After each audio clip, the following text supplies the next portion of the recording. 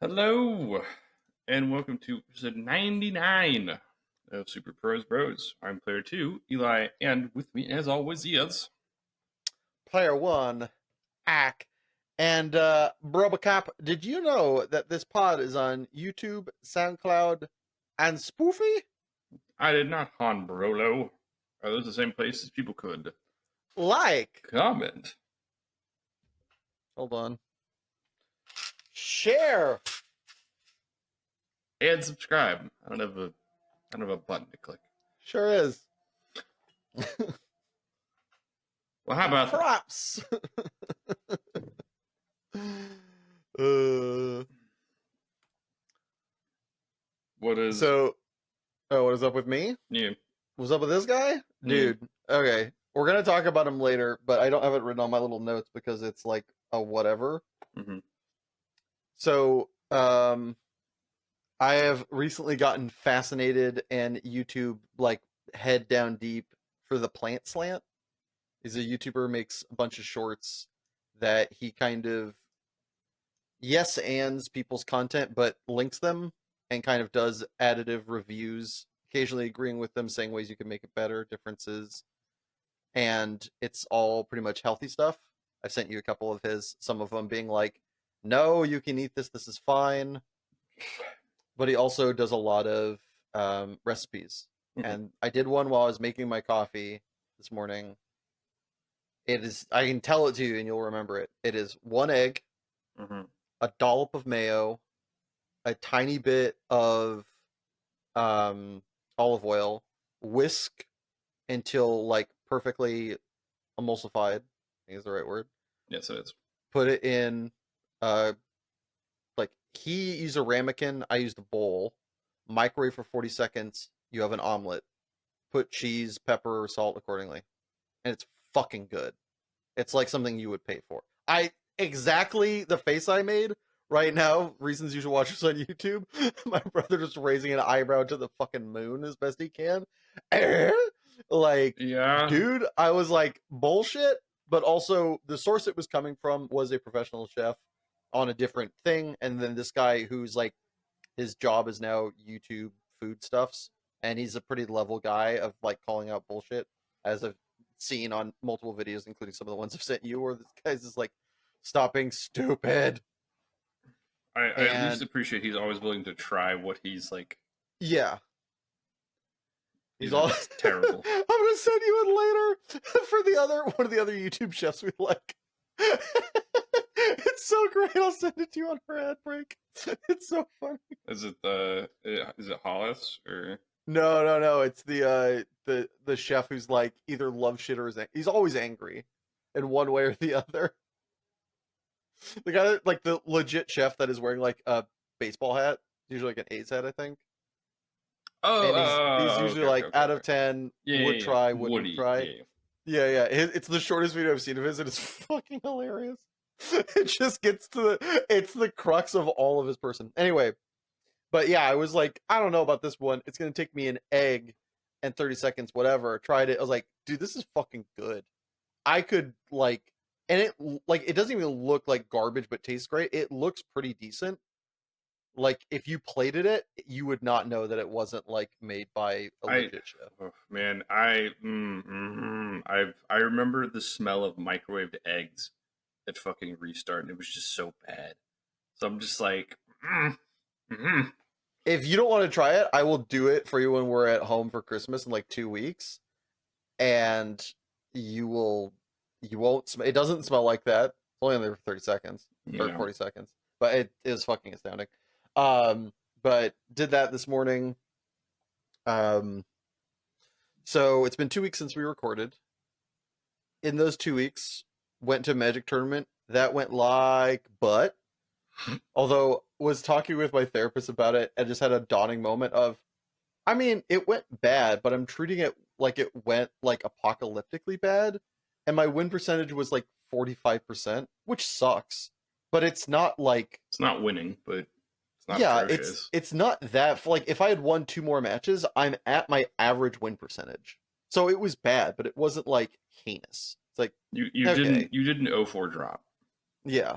And even if I did, like, whatever that happens. But just like I used to talk about like trying to take approaches with like a light handle, and he made a really good comparison of it's not with a light handle, it's you're not, you stop looking at one thing and you look at the whole entire soundboard or you look at the whole entire control panel and you see it for what it is in the whole, like when you look at the macro as opposed to like micro focusing. It's like, oh yeah, that's what it is. It's like don't look at it for like Sorry, I can't hear you say "oh" and not think "ow." ow. Batman. Batman. I can't. I That's can't. such a weird jump to a jump to a jump. I love it. I just every time I hear you say "oh" and like have any kind of pause, my brain just immediately inserts Batman. Bruce Wayne. you know. Sorry for derailing that. So from there, had an okay time, saw the homies, then went home for Thanksgiving, got to help out our mom with, or got to be her cool little boy and go help out some coworkers at her job and see maybe, because I'm like tentative on teaching, Mhm. and then went to her school and got to help out some awesome teachers. It was really cool. And I'm pretty sure I'm like even more sure I don't want to teach, although I didn't, it's, which is really weird. I enjoyed helping in their class.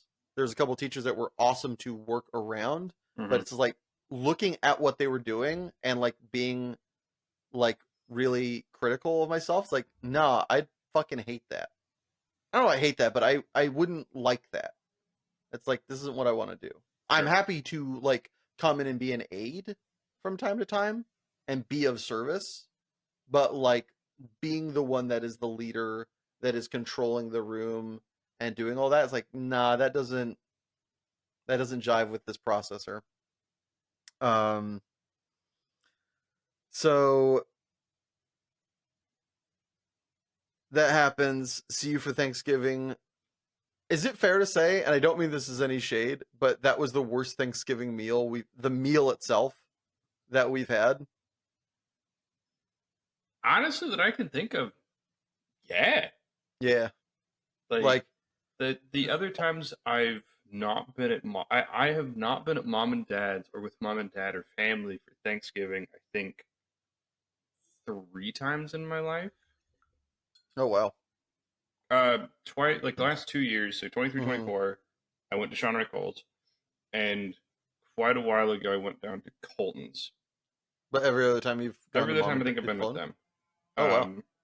Actually, that's not true. There were a couple of years like I It's didn't. like, I was like, no, there was a yeah. couple of years during COVID I didn't go home. It's just like it was a bitch, Yeah. and at one point, literally, we just couldn't go back in like 2020. Like the Yeah. airports just went, "Fuck you." Nah. Yeah, exactly. Um, but like, yeah, food demonstrably better. Um, that was it was. I think I hit it when I told Dad we were whelmed. Yeah, exactly. Like it wasn't terrible. Like it wasn't like But it oh my was, god spit it out. But it yeah. wasn't good. It Yeah. was Would not run it I back. Yeah. yeah it was Rated a 3, never to return. yeah it Yeah. was just mid. It was Yeah. just so mid. And I mean, this speaks to how spoiled we are with our family and No, their hundred cooking percent. prowess. And like, yeah, they make it better. It's just like Yeah, but this is just, yeah, it's I'm just good. mid. Like it wasn't that, and I think it's like the shitty thing is it's not noteworthy one way or the other. So it's just like eh, Yeah. eh, people were fine. There's Yeah. nice old people in a church that we don't have any context for, which is That awkward. that being said, nice old people. Some of them were a bit fucking aggro for a church Some are a little Thanksgiving. aggro. Some of the odd comments I was hearing in the background, I was like, "Oh, this is what you're like in public at a church." Like, oh, I do not want to see you behind closed doors. But before that, I forgot. Myself, my co-host here, and a collective homie, Major Chocolate. We went out and showed showed Reno what the Fallon boys can fucking do when you give us some dice, boy. Yeah, we were in Nevada, so we have to go gamble a little bit.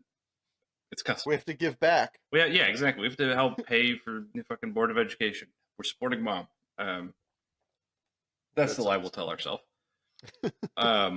So we went to a relatively new casino, Sparks, so it's quite close to mom and dad's house. And Christian went off to go get lucky. God bless. Yeah, even though he wouldn't cop to it, he goes, "No, we just had a conversation." Nah, she was when we played D&D yesterday. She was like hanging out in the background, and I'm like, get it, my man, my man. I mean, hey, fuck you. Listen, as a guy who's been divorced, fuck yeah, get back out there, my dude. Have the world give you one in the house. You've earned it. Rough beats, homie. Here's one on us. Exactly. So we went and played some craps, and it was looking a little shaky when we got there because there were like 2 people who rolled before us, and they were tragic.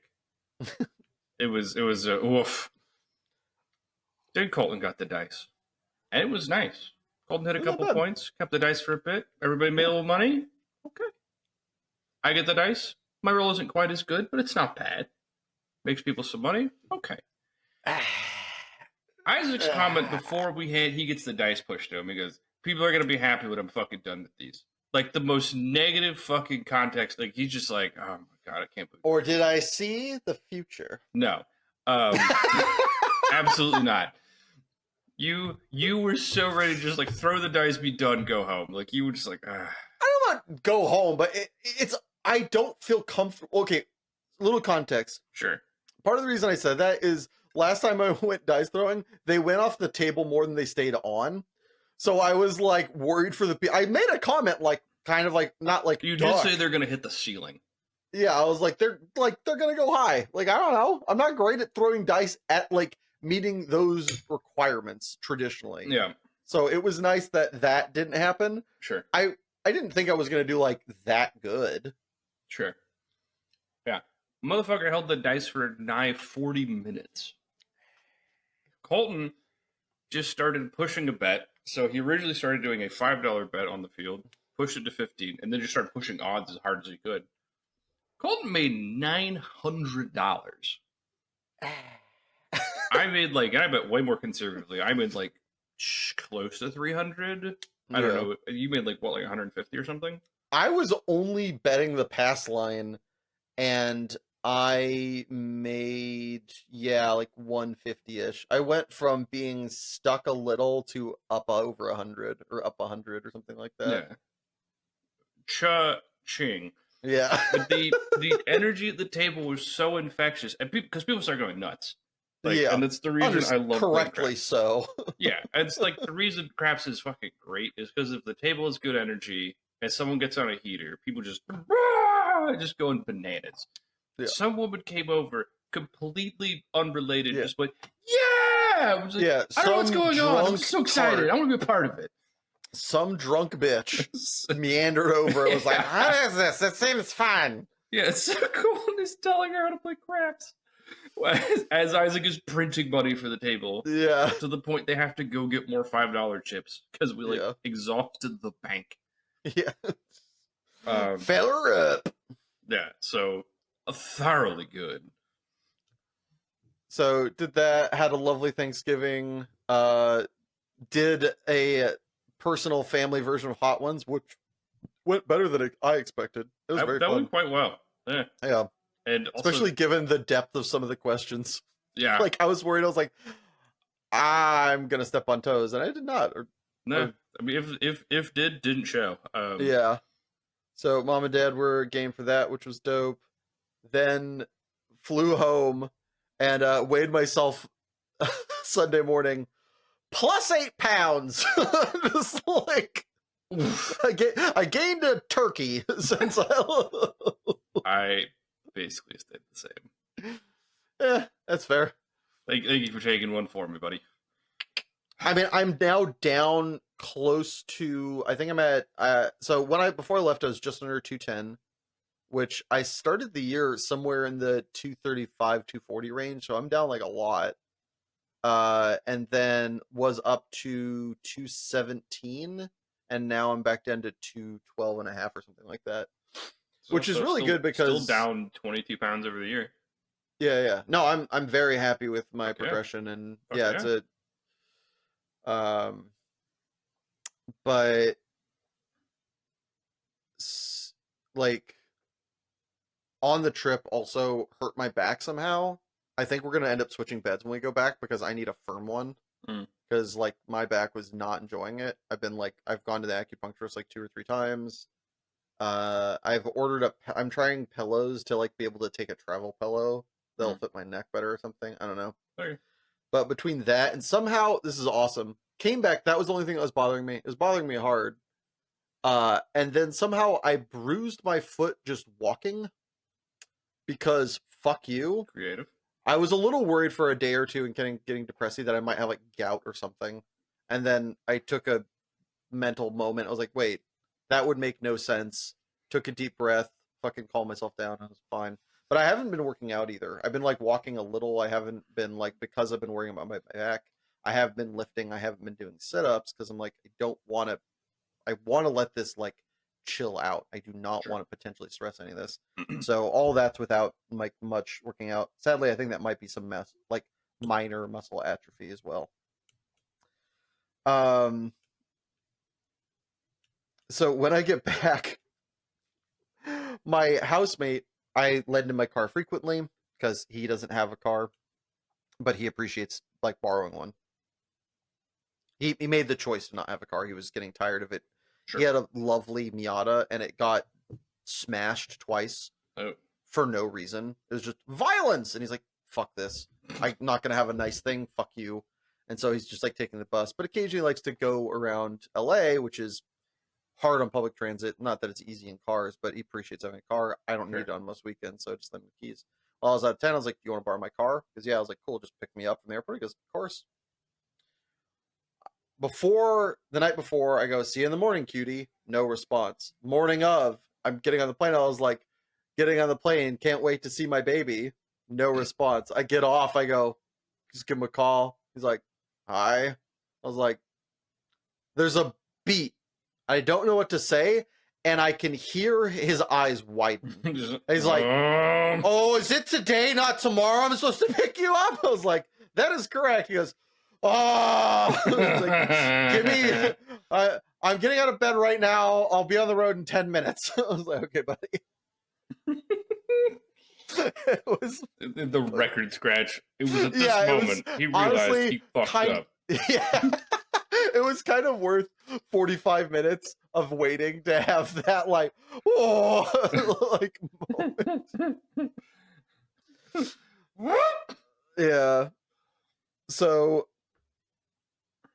the other day I had the greatest. So I'm very much coming of the notice and the opinion. Things don't often happen to you. They happen and you're there, if that makes sense. Sure. Like it's not somebody's not going, fuck that guy in particular. Yeah. Often it's, oops, sorry, person, like unknown figure, whatever like that. Yeah. I had one, so I had on the way to work literally 2 days ago. I had 3 drivers do silly things, and I'm pretty sure the first one that I'll talk about was literally targeted at me. Come up to a stoplight. In front of me, in the right lane, a car has its hazard on, and they are unloading a truck. Sure. But that means I'm going to need to go over a lane.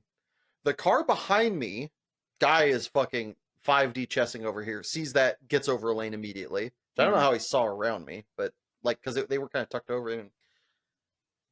The car to my left, we are at the stoplight, car is idle, or the car is fucking hazards on. They go like this. They edge up. I'm like, you're boxing me in. That is exactly what you are doing here. I'm sitting there like, no, Isaac, come on. They probably have another reason. And the light is long enough. I go, no. They don't. They are being like, nah, you're not getting around me and pushing in. It's like, What an asshole. you can, like, dude, you can be the second car. I don't need to be the 10th. What the fuck?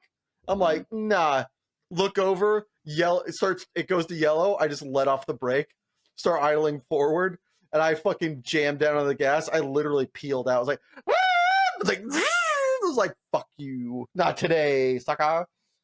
So satisfying. The whole entire fucking arc of being like, they're doing this to me. Now, come on, let's be reasonable. Nah, fuck them. All right, strategize. Hip of the moment. Peel out. Like, Conflict resolution. Haha.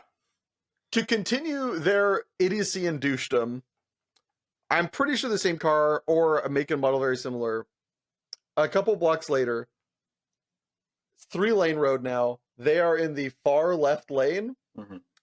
We are at a stoplight, and they either realized they were an idiot, or finally looked at the map and went, ah, shit, and at a red, turned right over 2 lanes.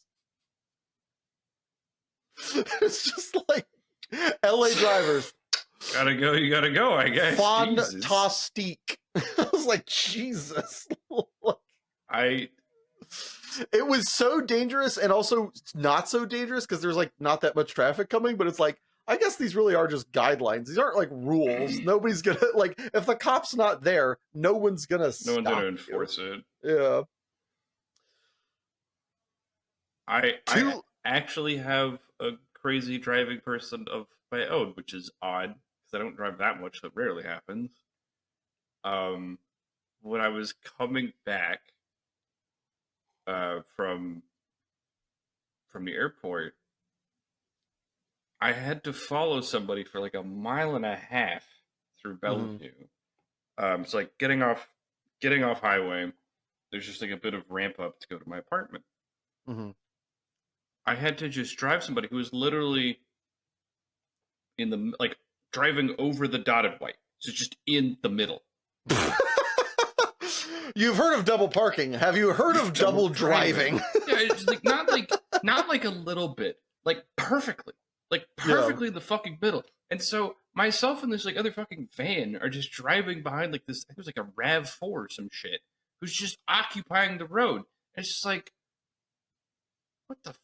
And they're going like kind of slow. They're going like 25 and a 35. I'm just like, they're trying to do the civilian version of the cop thing where they weave in lanes to slow down traffic. They were like weaving. They were no, I know, but do you know what I'm talking about? Where cop cars will do this? Slow everything down. He's like doing the civilian version of that. He goes, if I sit in the middle, it's the same sort of thing. It's just like, what the fuck is this? Like, I've never seen this shit. Like, because like, and like they teetered a little bit, but not enough to go into a lane. So I'm like, I can't go around you. I'm not risking it. It's not worth it. It's not that far. But like, and I was thinking, I'm like, so help me God, don't turn into my apartment complex. Like, yeah. Otherwise, I won't be able to not have words. Like, keep going. And they did. I'm like, oh, thank God to get me out from behind this fucking moron. Yeah, so that was novel. So after so that was Friday. Saturday was like bland in that I sat around and did nothing, but wild in that I had 3 moments that were awesome. One, I am like 2/3 of the way now through my psych assessment for autism and ADHD, which has been oddly enjoyable. I think I just like answering questions I know the answer to, and mildly like talking about myself. Who knew? Shocker. Who could have guessed? You don't. Jesus Christ! You have to say it that droll. Fuck you. Here, I don't have to. I choose to. Friend of the podcast and close personal friend of mine, Derek Davis, just made the top 8 of Magic the Gathering Worlds, and hopefully becomes world champion as of today. I am intentionally not looking at updates because otherwise I will not be able to look away. Dude, watching friends play in high and like big events is so stressful. I love and hate it so fucking much. Holy shit. So closing out my day, I walked around twice last night, got on my steps by going like fucking shopping at near midnight. First place I went to was a Korean grocer's. It was closing up. It was mostly empty. It was fine. I went to a Ralph's at midnight. Holy fucking shit. The tweakers, it's tweaker hour apparently. Okay. I'm checking out and this guy's like in front of me. He goes, "Hold on, let me see what they have in the soda case." Walks back over and does this. Like he's a fucking machine, like scanning all the barcodes. I was like, "Yo!" And I was like, "Don't say anything, otherwise he'll detect you as a threat." I was like, "Stand perfectly still." So checked out. Gonna make curry today and try more plant slant recipes over the week. Nice. But I'm walking back with my groceries and just hopped on Discord to talking. Apparently, there was a 7-car pileup in Orange County the other day. Jesus. Some guy just fucking sadly dead, although giving his driving, glad he didn't kill anybody else. And then only in a nerd Discord, 7-car pileup, guy dies. They start troubleshooting suicide options on Discord. Like, no, like that can't be the best way to kill yourself. Yeah, like this way. No, drowning sucks, and like all the like pluses and minuses of like which way to go. I'm just like walking along Wilshire Boulevard holding groceries while my friends in my ear like try to like find the most strategic suicide method. Excellent. Like, oh wow, this is how my day ends. Neat. I say the fact that anybody pitched drowning is absolutely mind-boggling to me. Yeah, the person that was a lifeguard was like hard pass. Yeah, he's like that shit is swimming hard painful. pass. Like, yeah, hold your head under water till it starts to hurt and you panic. No, that's an awful sensation. And then I've been told that like the aspect of drowning is like exceptionally painful for those that have like is a torture. Yeah, exactly. Case in point. Yeah, like you wouldn't do it if it isn't effective. Turns out it's wildly effective. That is one of those universal. Nobody wants to drown. Nobody wants to be burned alive. Crazy. Yeah. So before we end up in that topic by accident, what is? My week has been pretty banal since we got back. And, talked about the trip. I was supposed to hang out with more people this week, and that kind of didn't happen because Sarah ended up being sick as hell this week. No. Yeah, I went and like saw her yesterday for about 5 minutes to do like a little store run for her. Mm-hmm. So I got like chicken soup, Gatorade, and she wanted ice cream for comfort food. So I was like, here you go. And like she answered door, and she sounded fucking horrible, and I'm like, oh my god, you sound awful. She's like, yeah, I do. I was like, yep. Here's stuff. I'm gonna give a hug and like pull my head away. Like, there's things. Yeah, give like little hug. She's super annoyed. I'm like, that's really cute, but don't fucking come to my apartment. Like I don't need that evil. Nope. Ain't nobody got time for that. I think I had my most productive meeting at work ever, which is hilarious. So it was 5 minutes? No. By minute most productive? It was a memo? I mean, that is forever going to belong to, like, as far as just, like, get the fuck out, that's forever going to belong to Derek, who does, like, the engine integration stuff, because I have a meeting every Thursday with, like, Cummins. Shocker. And hold on, so an engineer has the most productive short meetings you've ever had? Yes. No, that Wild! That's not normal. Oh, really? Absolutely not. Most engineers are long-winded? Most engineers don't know how to deal with people, so they get fucking lost in the sauce and ramble. Or don't know how to direct things quickly. Like, they don't have the punctual, like, boom, boom, boom, boom, boom, that, like, our mother does.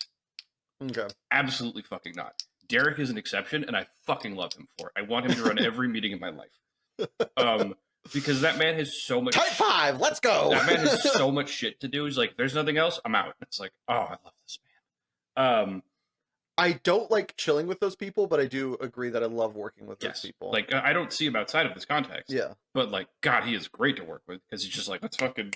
I got shit to do, let's go. When you have shit to do, those are the people you want for sure. Exactly. So, what the meeting I'm talking about is there's a thing going on for the holidays. It's a gingerbread truck competition, and so incredible. So we had like I'm a presuming they're just building gingerbread trucks. yeah, like we're just Yeah, like instead of a gingerbread house, gingerbread house. truck. Yeah. And so our cubicle is gonna like our group is gonna do one, and so one of the people in my cube put together like a meeting to brainstorm, and so we sat down, and about 2 minutes later, we started actually getting in the swing of like, oh, how are we gonna do this? What are we gonna use? And so we had an incredibly productive meeting and like sketched out and mapped out what we need, who's gonna bring what I we're gonna fucking use for love. decorations. I love literally everything Yes, about this. I love everything about that for I you. was like, That's so fucking this might rad. have I'm been the jealous. most like productive, creative meeting. And it was on something And it was completely something completely tertiary. not work related. And in my fucking 8 years working at this company, that might be like the most productive free form meeting where we didn't have like an itinerary coming in. We just had like a Yeah. rough idea. Because I've been in Also, so I many of love those how meetings, they just shamble. It's terrible. it's kind of.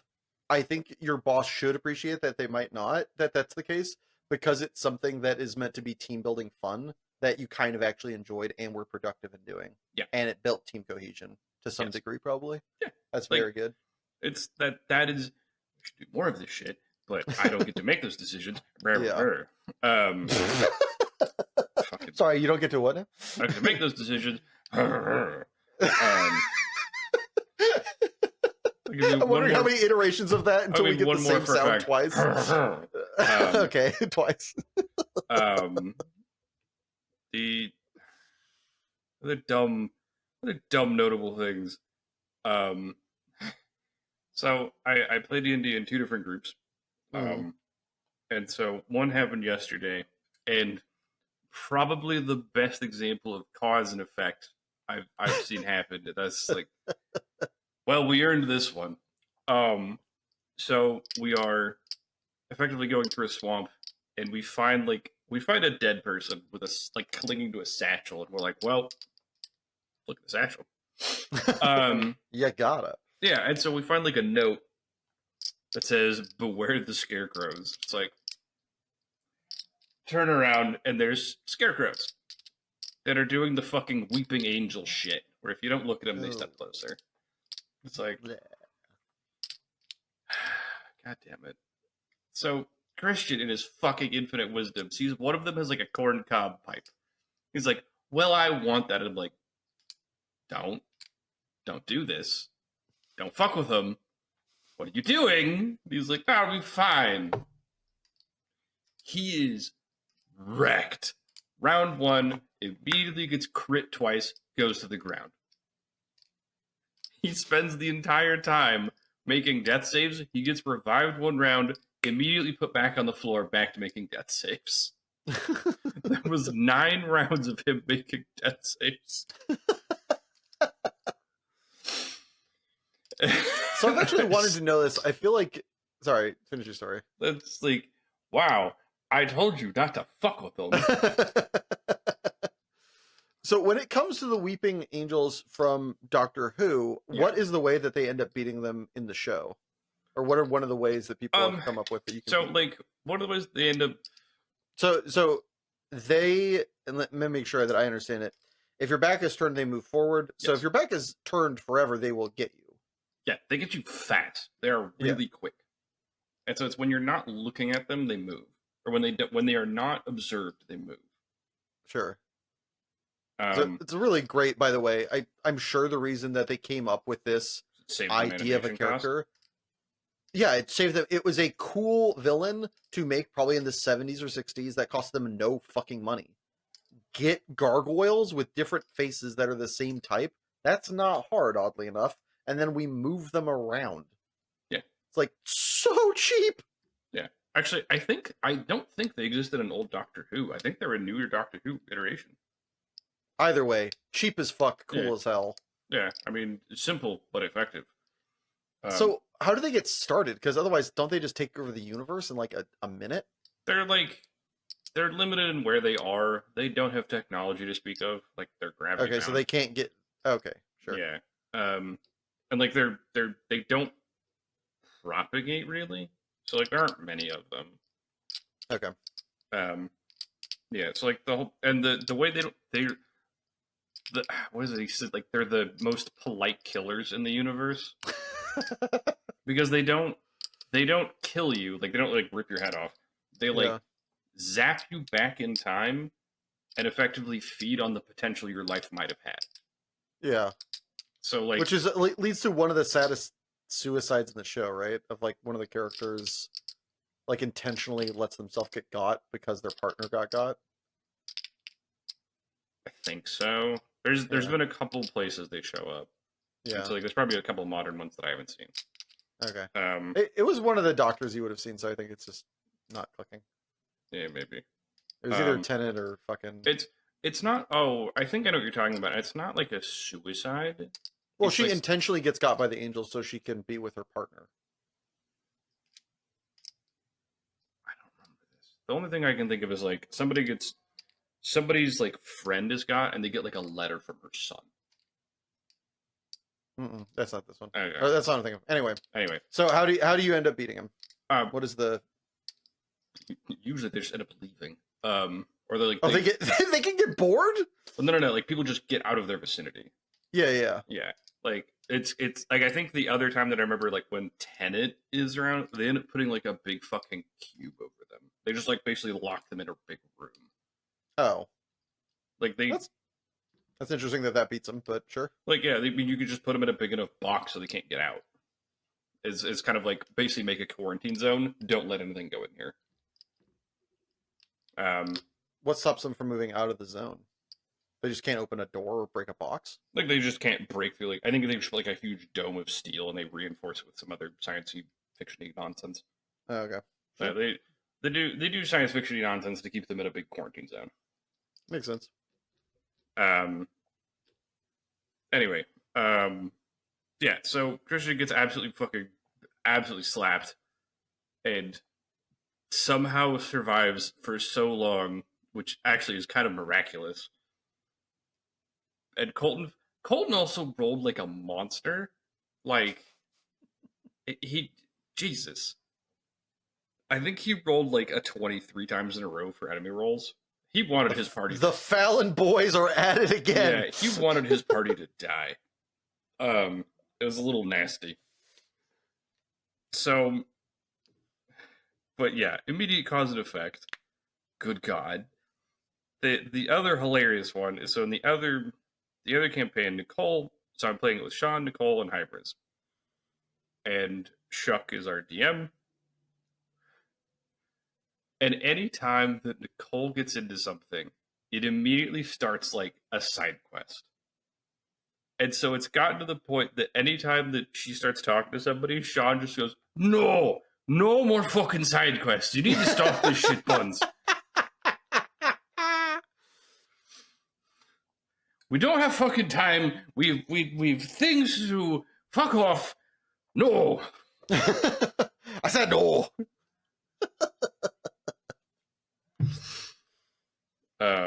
It's there's something about Sean being a manic Irishman that is just really funny to me.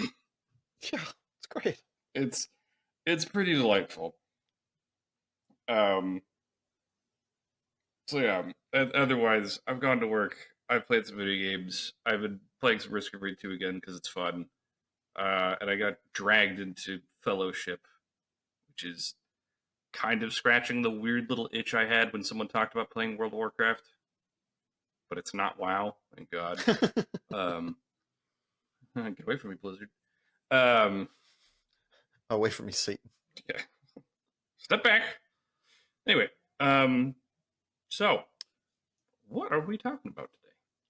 So, as we just got back from Thanksgiving, and this episode is going to be just before Christmas, we kind of want to treat this like films, books, and TV that had given us visual or fictional presence of a sort, and what we and other crowd people were pleased by when watching this, when reading this, and what we kind of really appreciated. And we've gamified it a bit in that we are going to bring up the IP. If it's a show, we're going to say the season, and then the other person is going to have to guess what moment or moments. If I mean, name the amount of moments it is. If there are multiple, and we're going to try to guess. If they get them, then they get points. And Fun Wrinkle, although I only see one of them, and I think I'm drawing dead. If it is an IP that the other is unfamiliar with, if they guess it, they just win. Yeah. I Even as will motley as they do. I will add the asterisk. These are not necessarily all like happy, upbeat, empowering moments. Some of them are dark. They're just awesome. Yeah, Like they're just things that we appreciated. they're Maybe not necessarily in the exact moment, but we were like, yeah, or oh, they big have moments for the crowd. they had an intense emotional reaction. They hit right. They were done well. Like Yeah, there's just an appreciation for anything done well, and these are some of the great highlights we can pull. yeah. You All want to right. just the one you're gonna brick?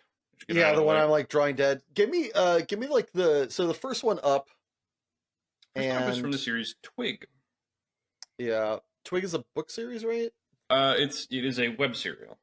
Web It serial. is Was made it by the guy who made Worm? Worm. It is basically Okay. like if you had late 18th century kind of British Imperial Empire, except science is from Marie Shelley's Frankenstein.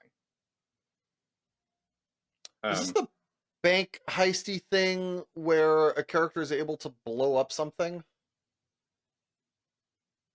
Am I completely off the you were reservation? completely off. Okay. Well, that was my guess. Go for it. What is Okay. it? No fucking Um, clue. so the main character is named Syl or Sylvester, but they go by Syl.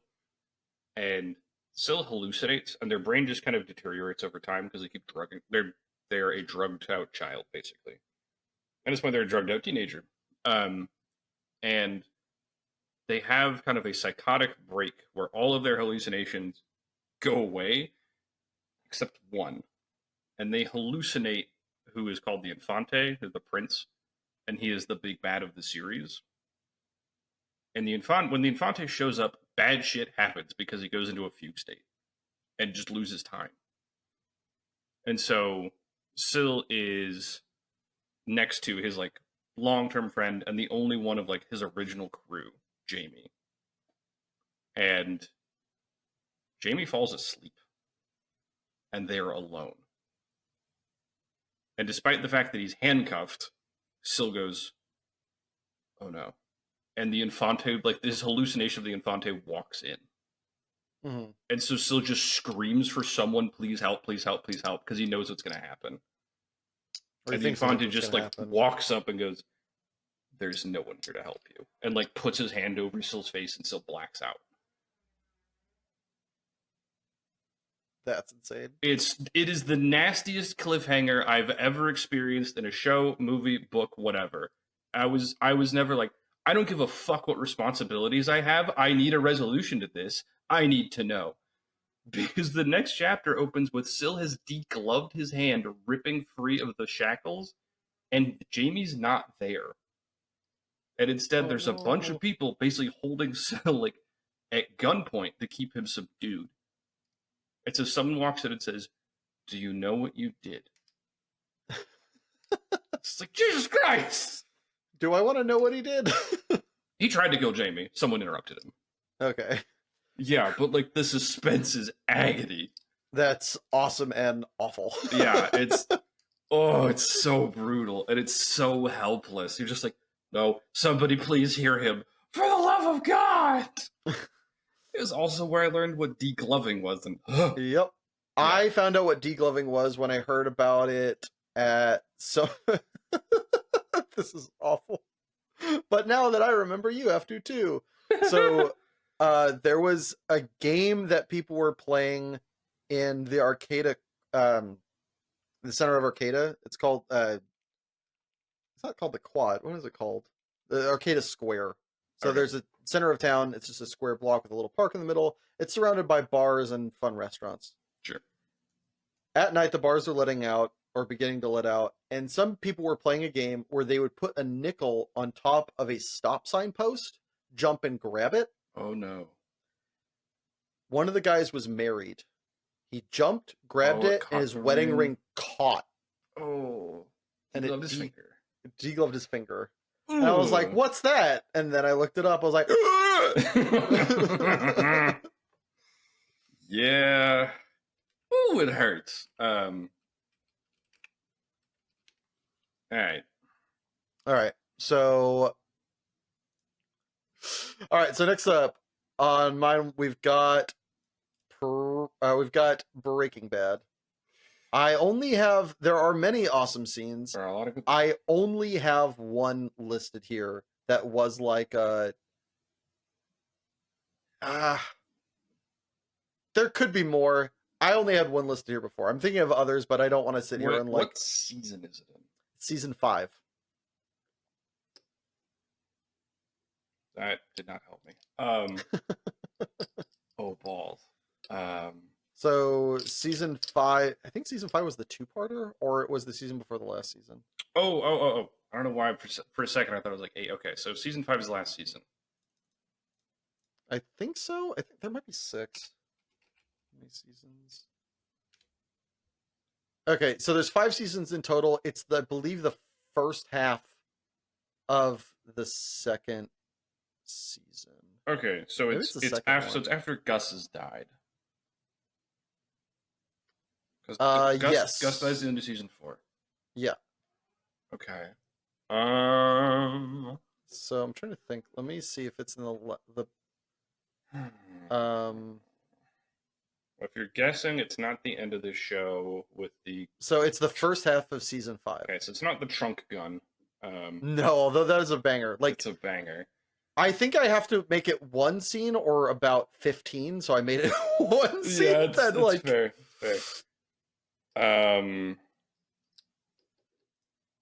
I will bet it is the prison cleanup. Good job. Oh, prison timed execution. Yeah. Yeah. Needs to happen in a 1-minute window. This scene, for those of you that haven't seen it, this is an homage to The Godfather, the end of the first film, when they just kind of take care of all their enemies in one fell swoop. I believe it. I don't think it has the same song, but it definitely has the same vibe. And I believe I read somewhere that was Vince Gilligan's inspiration. Oh, but wow! I'm sorry. Keep talking. No, that is it. What were you? I just realized one more I should have put on the list. What? I should have put Boardwalk Empire, and you know exactly what scene. Yeah, I mean it's like the one where fucking what's his face does like cleans up the whole entire house. Yes, yeah. That one.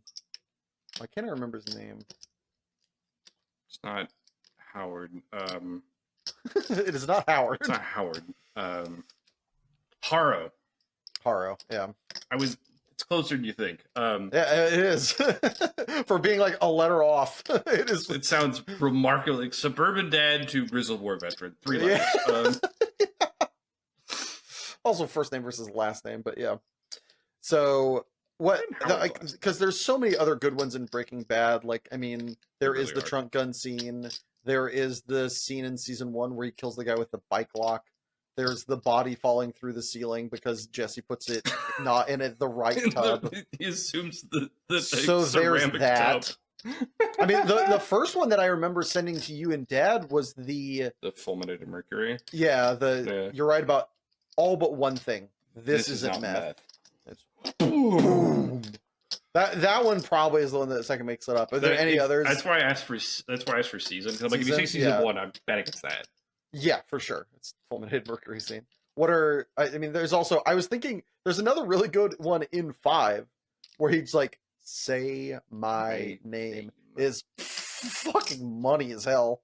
Yeah, I am the danger. I mean, I am the danger is a crowd pleaser. I like that one. It wasn't, that one actually kind of didn't hit me nearly as hard as it did most every other scene. Because it was like, I didn't like that. I like it as a story aspect. I didn't fuck with that aspect of his character where he's so up his own asshole. That, like, I kind of. There's also the scene where Mike goes around cleaning up that whole entire place and then does the final kill where he's like, and then shoots through the wall. Like, where the guy's just like, like that scene is pretty rad. I mean, there's also like the cleanup on the cartel. Oh, like, where he gets everybody sick. Yeah, where Gus just poisons everybody. Yeah, and like has the moves like I did this. Fuck all y'all. It's like, Yeah, Jesus. pretty fucking money. All right, next up. Berserk. We're talking I show or manga? manga. Fuck the show. Um, I think the original is I haven't good. seen the original. Oh, okay. I've just never I mean, watched it's it. old, under budgeted, but it is good. Yeah. Um, I'm limiting myself how to many one. moments? I'm limiting myself to one. Okay, that's fair. Otherwise, it's about 30. Yeah. Um. Okay. Is it?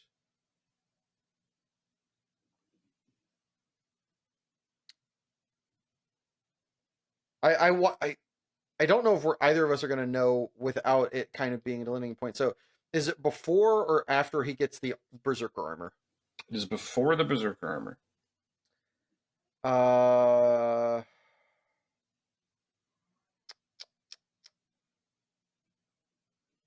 hmm, There's two that come to mind. Then there's more than that.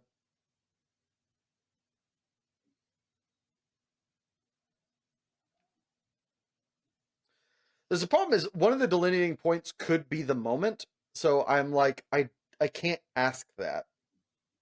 I don't think it would be though. Okay, so if I lose, I lose. Sure. I'm gonna use it as a delineating point. If that moment is the thing in the show, then I lose. Okay. Okay. Is it before or after the eclipse? It is the eclipse. Okay. It's the only way I could figure out how to Yeah. get in the ballpark of what it is. I know. Because it was either the eclipse is a moment that is great, but also the 100-man fight is really, really good.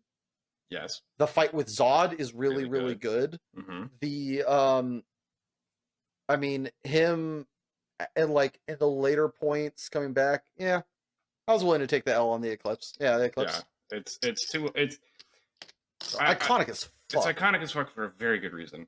Yeah. Like also just there, I think probably the biggest, if you could have narrowed it to the single moment I could back to you, is when Griffith finds the behemoth that lines up.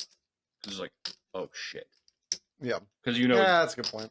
yeah, because that's when because you know what those do finally, or like you know what Yeah. those do from the very start, where you get like to see the count before it goes back in time. Yeah.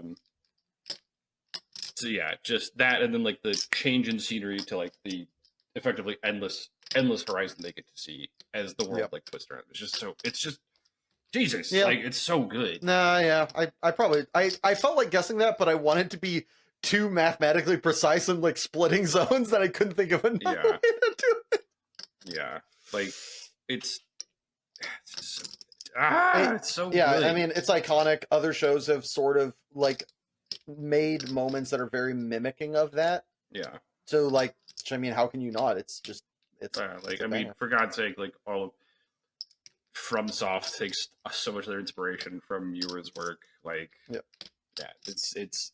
I think It's that really is cool looking up that Yura, like a lot of his inspirations are Renaissance artists. Hmm. Like there are some artists that I was like, wow, like this looks like this. And somebody who had posted goes, yeah, there's a reason. It's because he was a huge fan of, trying to remember like one of the famous like Renaissance guys. And it's just like, oh, that makes sense. And looking at his work, it's like, yeah, it's like good artists look at good artists and go, I want to. I want to make something like that. Brief aside. So obviously there's homages, but I got to do a Q&A or go to a Q&A at my JC of all places for the guy Dean Cundy, who was the director of photography for Jurassic Park, the original Halloween. I don't think it was Back to the Future, Goonies, Mm-hmm. a bunch of bangers, Mm-hmm. and I think Back to the Future 3. And he's like, yeah, every time like us camera guys see a shot that we like, we try to do it but better, or we Mm-hmm. try to copy it. Like we steal it. We steal from everybody. It's like, yeah, artists are constantly stealing, not in ideas, but in like framing. There's an expression that's like a plagiarist is somebody who copies one person's work. An artist is someone who copies everyone's work. Yeah. And you can see that especially with somebody like Quentin Tarantino. It's like so much of his stuff is just you can find scenes in in other movies or scenes that are very Yeah. similar. It's like, yeah, he saw it and was like, "That's dope. I want to do. I Yeah. want to, I want to play with that toy as well. That is Yes. directing that scene." Also, I want to add a layer to gamifying this. Do we want to have 2 points if you get it right with no bad guess, and get 1 bad guess and like a hint? No, just do 1 point for each one. Like Okay. some of these have multiple. That's fine. Sure. Are there any others for that like Berserk you would have like that were kind of ones that you didn't want to know them from any? The other one that like I kind of thought about what or really is the kind of rebirth of Griffith. Because there's the one moment where Guts just goes, I forgot I didn't hate him. Yeah, on the hill. Yeah. Yeah. And like he also just Zod drops down and Griffith just walks out, like flies off That the fucking that Minotaur. scene is fucking visually incredible because of the white and dark. Yeah. Like the polarizing, seemingly snow-clad nature of Griffith, and then the fucking the dark monstrosity. Yeah. Zod. Dude, that scene reminds me so much of Hellsing in the starkness and like the polarity and the dark and the black and whites. Yeah. Like, yeah. There's that one. The whole entire arc with the religious guys is nuts. Yeah. You can pick any one of there. It's fucking rad. There is, I think one of the more painful ones is like where they just tell Guts like, take the wheel or I take your eye, and he just goes, all right, just gets hit with the massive wheel to get up and keep fighting. It's like, Jesus. I think the one for me in that one is actually it's without Guts. It's without Costco. Why is Costco so mean to nuts? There's a meme that this fucker sent me the other day that was like AI garbled like breakdown of a stance. Why is Costco so mean to nuts? That's so fucking funny. So stupid. But there's this scene at the beginning of that arc where it's who's the douchebag? Who's the religious nutter? With the fucking like face mask? Yeah, I don't remember his name. What are you talking about? So when that guy is going into the town, they kill a bunch of the douchebags who are rightfully angered at their peoples being killed and strung up on these fucking posts everywhere because of this religious zealotry. And then he goes through this town, they save a baby, and he takes the mom and immediately puts her in a torture chamber and walks her through all the rooms of just like, oh fuck. And he goes, yeah, but I think her sin is she had the baby out of wedlock or something. And it's like, go into the Iron Maiden with you. And you're just like, what the hell? And it's like, he does it so calmly and without malice. It's like, yeah, that one is just like, he is horrifying. Yeah. Polite, but horrifying. Yeah. Also, in that same, I love that arc so much. In that arc, the Return of Guts, where he goes down, like Casca has been taken down to the weirdo goat cult, where she's about to fuck this weird huge dude with a goat head or something like that. Yeah. Like down to the weird ravine.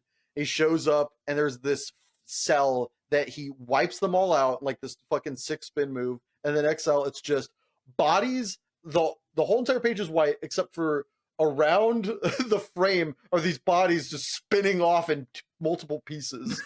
And it's Guts standing there next to the woman he loves, just looking at her, and she is, mind-addled, looking up like, ah. And it's just such a cool fucking frame. This is not a great...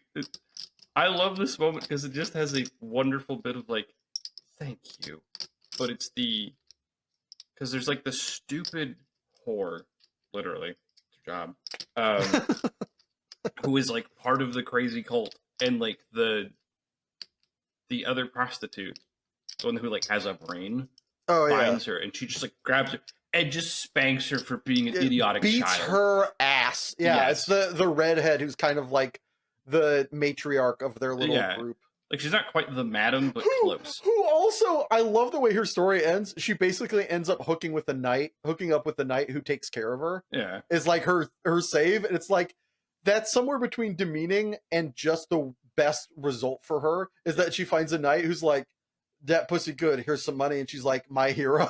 And it was like, it's kind of, like everybody is getting what they want. She's getting out of the trade. This guy is getting some ass, and they're riding off into the sunset. It's the happiest relationship in all of Berserk. Is a whore and a knight ride off on a pony. You know what? Yeah, in those medieval times, We'll take it. Send it. You yeah, survived through crazy cult execution. Fuck it. Oh yeah, yeah. But yeah, there's just something cathartic about her just spanking her like the child she is. Just I think she also, like, the first scene is her slapping the taste out of her mouth too, if I remember correctly. It's slap over the knee and just beats her stupid. Yeah, and like the blonde just like crying, just like, I'm so sorry. Just like, yes. Yeah, good. Also, you kind of killed your boyfriend who was trying to save you, if memory serves. Yeah, She like pushes him off a ledge or some shit. Yeah, because he wanted out. Like he's like, this is insane. He wanted to get her out. I don't think he was really even a part of it. He wanted to save her. He followed because he liked her, and then saw that there was like a cannibal stew. Yeah, he was like, you see a baby's foot in it. He's like, girl, we need to go. Yeah, he's like, and this she's is like psychotic. pushes him Let's off leave. a Because cliff. he's the one person in the room with sanity. Yeah. He's just like, let's go, and she just off a cliff. Later, loser. What a bitch. Anyway. All right. So next up, Avengers Endgame. I have 3 moments, and they are... Yeah, I have 3 moments. If you need a clue, I can give you a clue on timing. Okay. I'm just gonna guess one of them is Captain getting Mjolnir. Yep, that's one. Hard to not. Dude, I saw that like second night of opening with a bunch of nerds from film school. Yeah. That crowd exploded. Justifiably It was just, so. He's a catcher was like,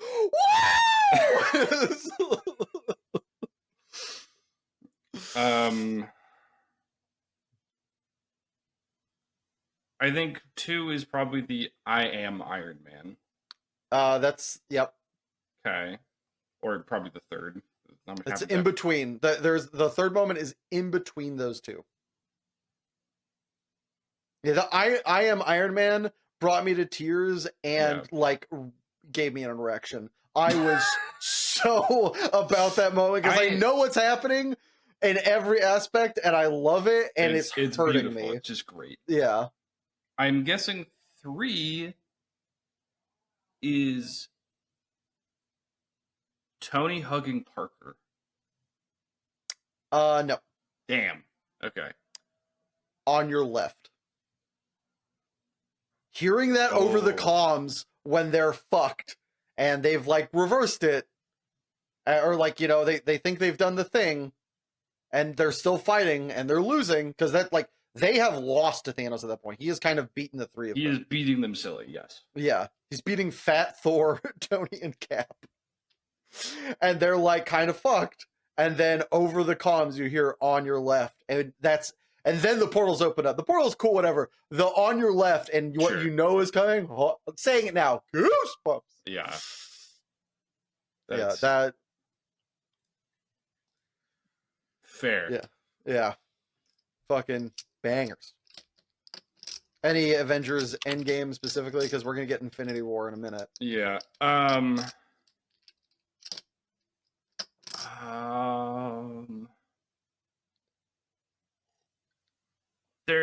There's kind of like, I like the moment of catharsis for Thor, where he can pick up the hammer when they're time traveling. He goes, "I'm still worthy." That was cool, yeah. Like I love. Also, him with his mom is like really sweet. Yes, like that one's just. It's just. I feel especially like for you, a fan of Norse mythology, that one's got to hit. Like that one hits well for me. For you, that's gotta hit. It's nice. I feel like Thor gets kind of a bad rap at Endgame. It's like he is so depressed. He feels he literally failed everybody by not killing Thanos fast enough. Yeah. Where it's like, and people just go, "Ha ha, fat guy." And it's like, oh, he's just horribly depressed. Like He's lost his people. He lost his best friend. He lost his brother. yeah, He lost it. Like, there's no way. He loses everything. and he blames like, and he blames himself for it because he wasn't there in time, and he just didn't go for the head. Yeah, exactly. Yeah. It's just like he just gets kind of memed on for being fat. It's like, oh, like so him just being like, I'm still worthy is just, oh, it's so good. Like I appreciate that scene so much. Also, the other dagger, he goes to the edge of the universe, survives making with his body, being a conduit with his body to make the ultimate weapon, and having that suffering not be enough. Not quite be enough. Yeah, it's like daggers all the way down. Yeah. Yeah. Also, it's kind of wild that then War Machine gives him shit when they kill Thanos of like, we could have like used some information. It's like, motherfucker, I needed something approaching a W. I have not had a win. Also, I don't think they're getting anything out of Thanos at that point that matters. Yeah. Like, what are you going to do? You can't stop it. It's done. I broke your means of fixing this. Eat a dick. Like, I win. Yeah. Yeah, I think the other one for me would be Tony hugging like Parker when he comes back. Just like, holy shit, he's back. Yeah. Like, because the start of the movie where like he finds Cap and he's like, I lost the kid. Yeah, him saying like the writing on some of the delivery of these lines was like pretty nice. It was so good. Just, I lost the kid. And he's just like, he just can't reconcile it. Yeah. And which makes sense why when he having a kid, he is the last one to kind of get on board. Yeah. It's like, yeah, he finally got the kid back in his life or whatever, you know, that. Yeah. All right. So next one. Two towers. Not to be confused with the... Shut the fuck up. Shut the fuck up. Shut the fuck up. That's just the best inside joke. We're leaving that one. How many do you have for Two Towers? 2. 2 for the Two Towers. 2 for the Two Towers. Right, you're up to 3. You got 3 of them. Okay. Are we talking books or are we talking movie? I'm talking movie. I think it's... Are you a tree guy is the question. I don't think they're going to be Ent related. Okay, I'm going to go with my gut here and say Gandalf returning. That is one. All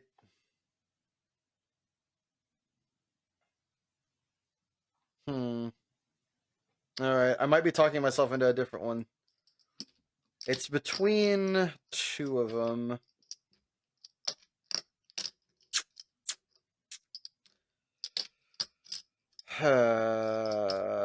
Right? I don't think it's any of the other moments.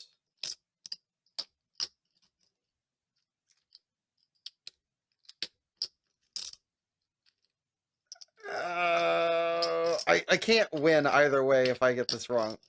That's a dumb sentence. All right, Legolas and Gimli counting. No, the bomb going off. Okay, I was a lot closer than I thought. The other one in my head was the return of Gandalf with the Rohirrim. Was like the kind of like a ride down. If I was gonna do 3, that's probably 3rd. Okay. All right. But well, the paradigm shift of the bomb going off. Also, the franticness of Aragorn, just like, oh shit, Legolas. Yeah, that scene is dope. Also, one of the things that it got a lot of praise, but I feel like is kind of like left, is the sound design with Lord of the Rings. I think is one of the things that, at least for me, it seemed like there was a major noticeable shift in filmmaking and like popular filmmaking where they would use those moments. And I think Lord of the Rings did it best for like the long time because when the bomb goes off, they cut a lot of the sound. Mm-hmm. And just like you get to feel that moment. Yeah. And just let it be. And it's like, oh, fuck. Yeah. The paradigm shift of like, we can withstand the siege, no problem, to, oh shit, we can't anymore. Yeah. Yeah. No, the franticness of bring him down, bring him, kill him, is just like Aragorn like screaming. Yeah, and Legolas fucking darting this boy up in all the bullseyes and then being like, fuck you. I Woo! also like that it's the one time Legolas just can't kill something. Like every That is time, also pretty great. Yeah, like it's the only time Legolas just fails to kill something. yeah. He Being killed the the cave supernatural troll. archer that he is. Yeah, the Robin Hood, the elf. Yeah, I mean, like elves are basically superhuman in Yeah, Lord of the Rings. They're just like not good enough. the Boom. skateboard trick in that movie. Right down the stairs of the shield. Shoot, shoot. Fucking ollie the the fucking You just shield into kick a it into guy's a guy's head. neck. Yeah, Yeah. yeah. The other one I've learned by going down rabbit holes is that like dwarves are also basically supernatural and Hmm. aggressively strong. Yep. Like Gimli could probably just roll a car. Hmm. Just like okay, fair enough. Yep. My One of the bad. I other did not know ones. your game. Yeah, one of the other ones that is a lovely throwback that I would, if our dad was playing this game, is fucking when. Oh no, it's not on that one. Never mind. Okay. It, I was gonna say the not the beard thing from Fellowship. It, that's definitely a dad one. But no, the when Aragorn throws Gimli and goes, "Don't tell the elf," and just like hucks him onto the bridge. Yeah. Now, for me, it is an old throwback. It is like a boomer moment, but I do love the fucking counting that they have in that one and Return of the Oh, it's King, where great. it shows just 21! 22! the Cutting at build the top of of a ladder. friendship between the two. Yeah, it's just so great. All right, Attack of the Clones. Huh. There are two. Two? They are. Okay. It's whatever. It's one scene. There's two parts to one scene. Attack of the Clones is the second one, right? Yes. Okay. This is gonna be rough. I haven't seen this in fucking forever. I don't know that I would fuck with it as much now, but I remember as a kid being like, "Ah!" So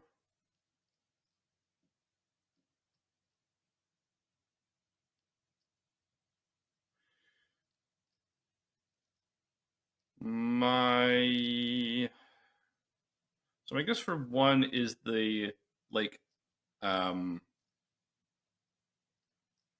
the spaceship fight between Obi-Wan and Boba Fett or Jango Fett. Shite. It's a cool one. I'd say because like the Sonic going off in the like asteroid belt is fucking cool. Do you know what they based that off of? No, It was I really weird. kidney stones. It's the way the way they destroy Yeah. kidney stones. Maybe like is the arena scene in two? Mm-mm. Oh, there is it into? Yes. Okay, because that scene was kind of awesome. That's my other like. It's kind of my other best guess because I don't think Gravicius is in until 3.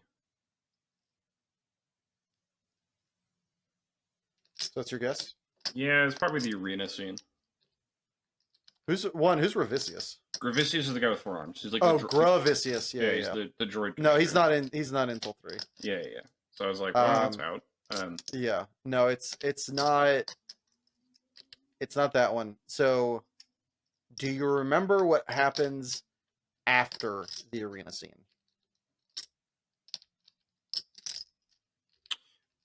Oh, is it Yoda fighting Dooku? Before that, that's one of them. Is Yoda? Okay. Yoda finally lightsabering up and just going fucking ham as shit. Yeah, This is like as a kid, because I'm like my teenager, like young teenager, Yeah. Yoda with a lightsaber going hard in the paint. Like, let's go, because we haven't like to do that. Yeah. Yeah, like never seen that before. He's always been an old guy, or giving out intel. He's never thrown down. Yeah. Seeing that little green Muppet just zip zap zoop all over the place, it's fucking dope. Before that, so who is Count Dooku fighting before that? Because it goes from fighting to fight. Doesn't he fight Anakin and just beat his ass? So he fights Anakin and Obi-Wan. Obi-Wan. I was coming up with Jesus. I was like, no, it's not quite right. Thank you, memes, for ruining my brain selection. Uh, Fighting Anakin and Obi-Wan. Obi-Wan goes down. Anakin picks up his lightsaber, and he goes dual lightsabers against Dooku. And that was a moment it went hard as shit. Hmm. And so it's that into the Yoda lightsaber duel. Like Dooku just like throwing hands into hands into Oh, yeah, hands. because And then, he cuts off one of Anakin's hands. yeah, that's what he Right, loses. I remember Yeah, now. yeah. So those are the two from that movie for me. It's like, I mean, look, there's also the fucking Samuel L. Jackson cutting off the dude's head in front of his kid. there's some bangers in that movie. But yeah. All right, I have one for Claymore. Uh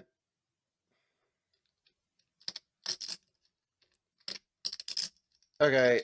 My guess for Claymore is that it's when they go up into the mountains, they have that standoff fight and lose.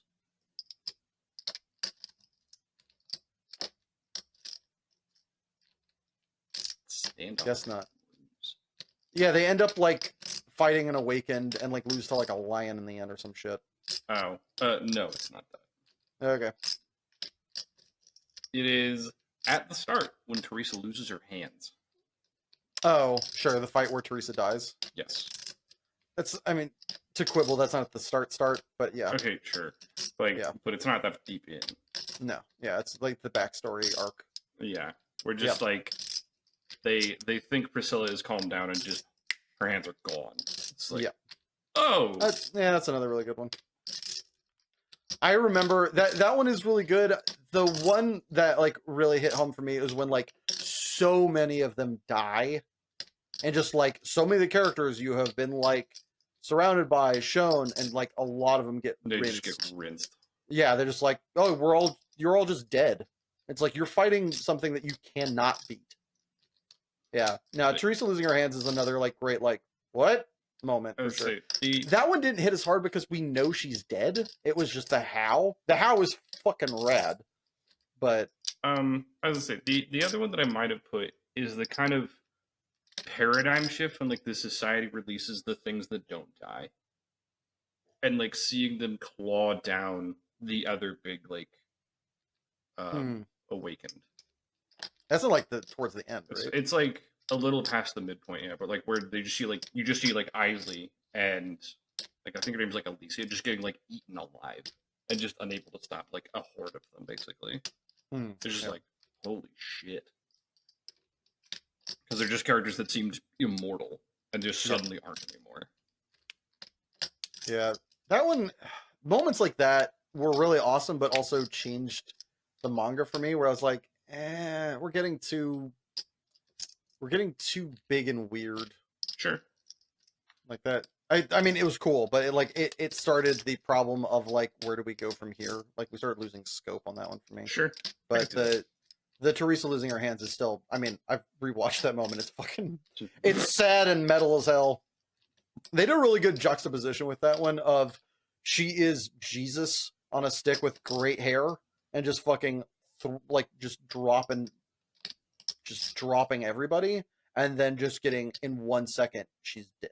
Yeah. And you're like, what? Yeah. It's one of the few times where I think the anime captures it better to a degree. Oh, yeah, it's just like suddenly frame gone. It's like, yeah, what? Yeah. And there's like that one, the faintest flicker of motion. Yeah. That one fucked with me. I remember watching because I'm pretty sure the way it's framed is that she's dead and you don't know how. And the way the fight starts, you're like, okay, she just gets beat by 4 of her like colleagues. Yeah, she gets beat by like 2, 4, 5, 6.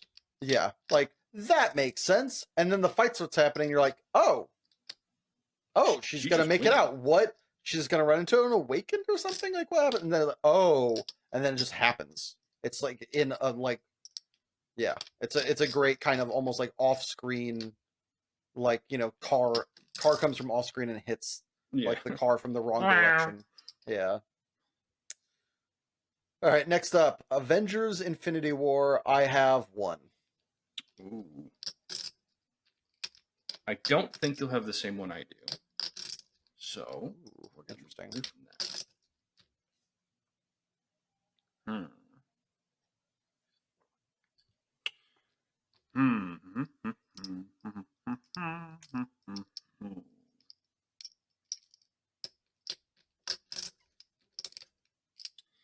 I feel like it's got to be towards the end.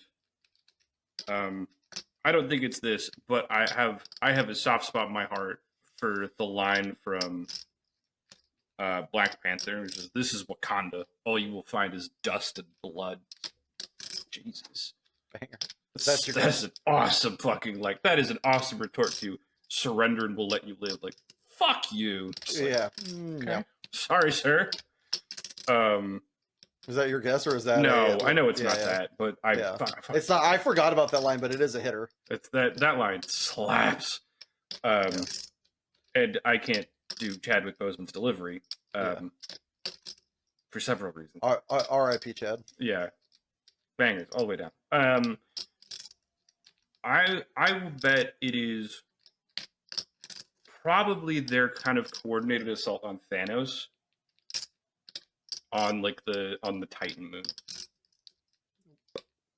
That is a good one, but Yeah, no, mine's a sad one. I think we have the same one. Death of Spider-Man. I don't feel so good. I don't feel Yeah. so good, Mr. Stark. Yep. That's That and the like holding him and then fading away, and it's not that I don't feel good. It's I don't want to go. I don't want to go. I don't want to go. Just Tom Holland selling it hard as fuck, and me being like, I don't want you to go either. No, no, no, no, no. yeah, and just having him just. Tony is so powerless. Yeah. It's like oh yeah. I mean, there's so many great ones in that movie. The death of Vision, like so many things are awesome. That one fucked me up so hard. I left the theater being like, I remember leaving the theater with Artemis, and we were just like, I'm not okay with this. I'm not okay. I am not okay. I need ice cream. I'm not okay. Like, we were both in the same headspace of like, no, unacceptable. I don't like this.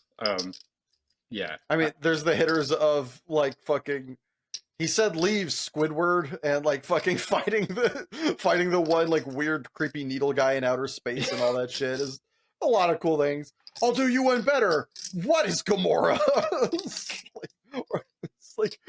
There's so many great lines between, it kind of a match made in heaven that I'm sad they didn't get more screen time is Quill and Iron Man because they are really good off of each other. Yeah. But we have the same. Yeah, I said we had the same one. Oh, I didn't see that. Fuck me. That's okay. Yeah. All right. Well, I get a point for that thing because I would have guessed that. Absolutely. I I also have the tally at 2-4. What did you get? Huh? You got Prison Escape. You got Prison Time Escape, Mjolnir, I Am Iron Man. That's Spider-Man. You didn't guess that. Yes, I did. You guessed the fucking Attack on Titan.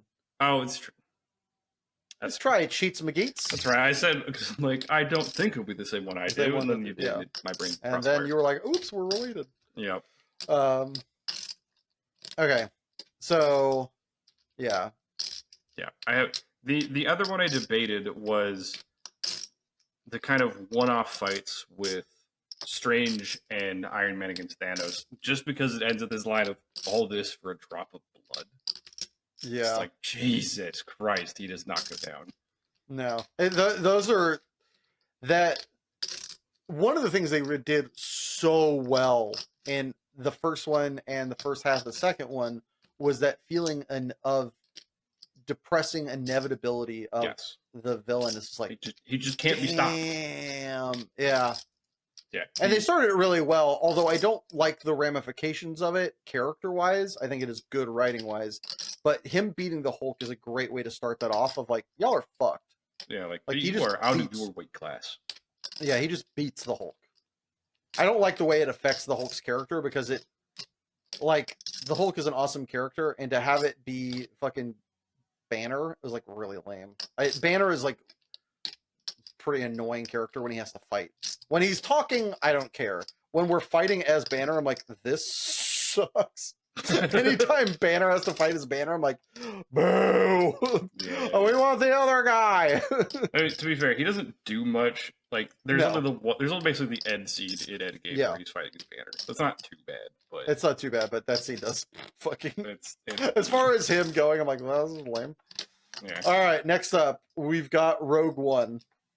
There is, hold on, one scene.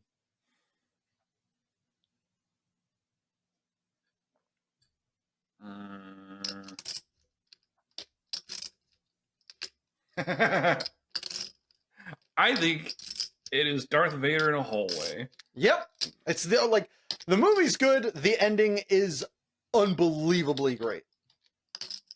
Darth Vader in a hallway is my jam. Yeah. Just while in the principle of an inevitable villain, like, yeah. oh god, that's the most impactful scene, and he's in the movie for like 5 minutes.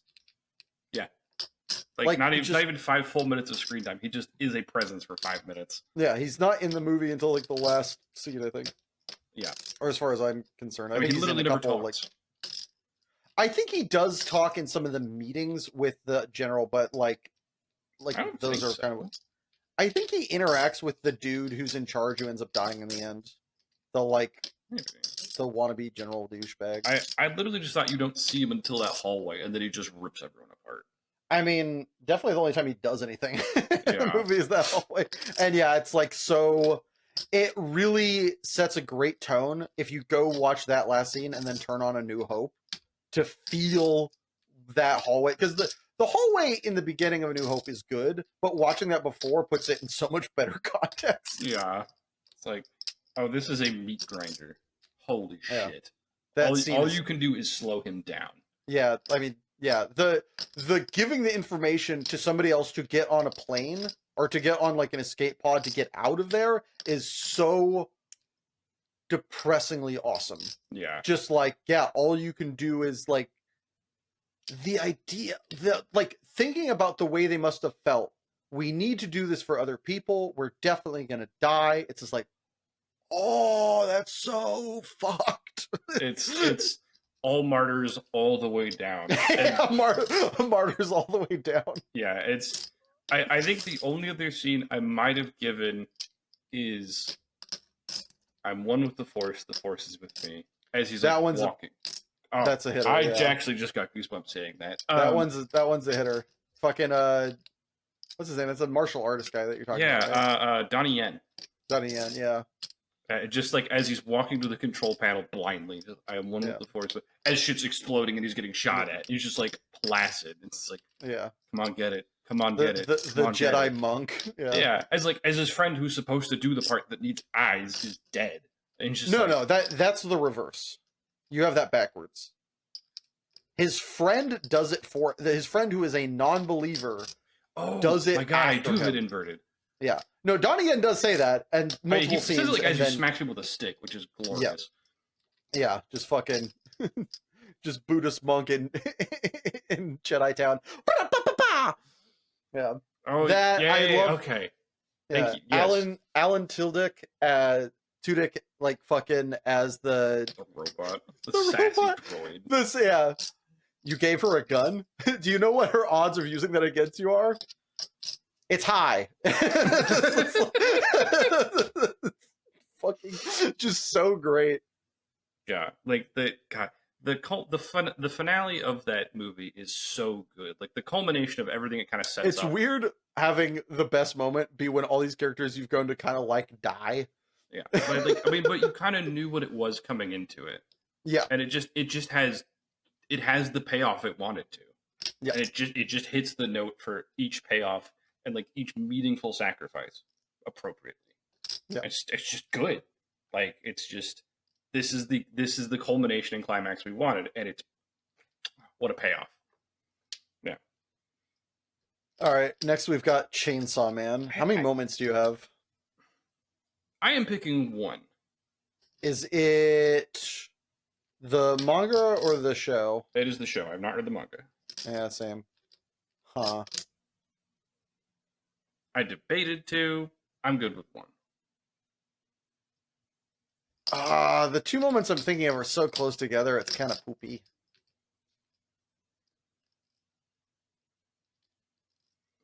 Man, it's a coin flip. They're both really good. They're just very different. Okay.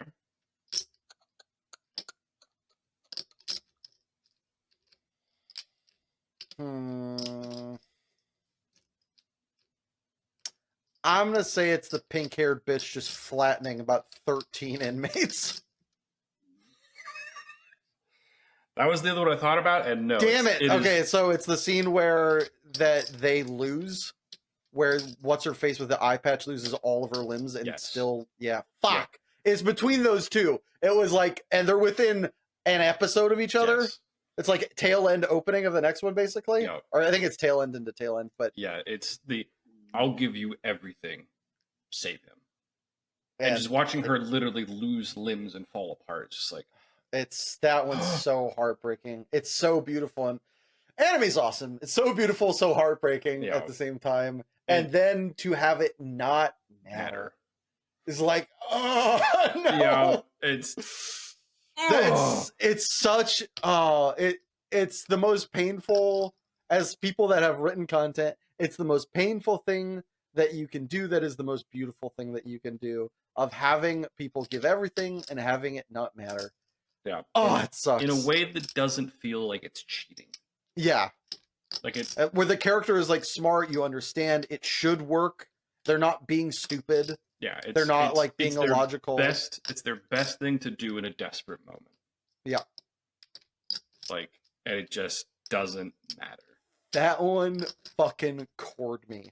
Yeah. That one, I was a husk after that one because I loved her character so much. She's great. She's an awesome character. But yeah, just the I'll give you everything. It's like, oh shit, that is a binding agreement. Yep. And just when, what is like her friend? What is his name? When he just looks over and sees the pile of her clothes. Yeah, it's just like, oh no. Love hate. Yeah, it's rough. To that end, I think I know your next one. Yeah, probably. So the other ones, because there's a couple other great ones in Chainsaw Man. I think those two are my two favorites. Is the kind of they get got and they get back. Yeah.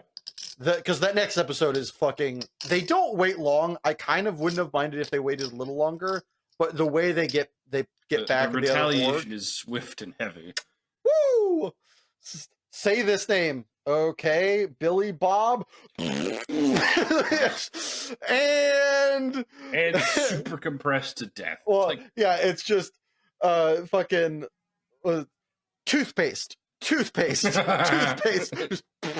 and watching the other guys who are like just like, yeah, like, you guys might have done bad things. We have the big bad on our team. Like, I think this bitch is evil, but I'm glad she's working for us right now. Like, fuck me. In the latter parts of the season, the introduction of their like new coach is fucking rad. I also voiced by my favorite guy ever. Yeah. Just hugs them and breaks both of their spines.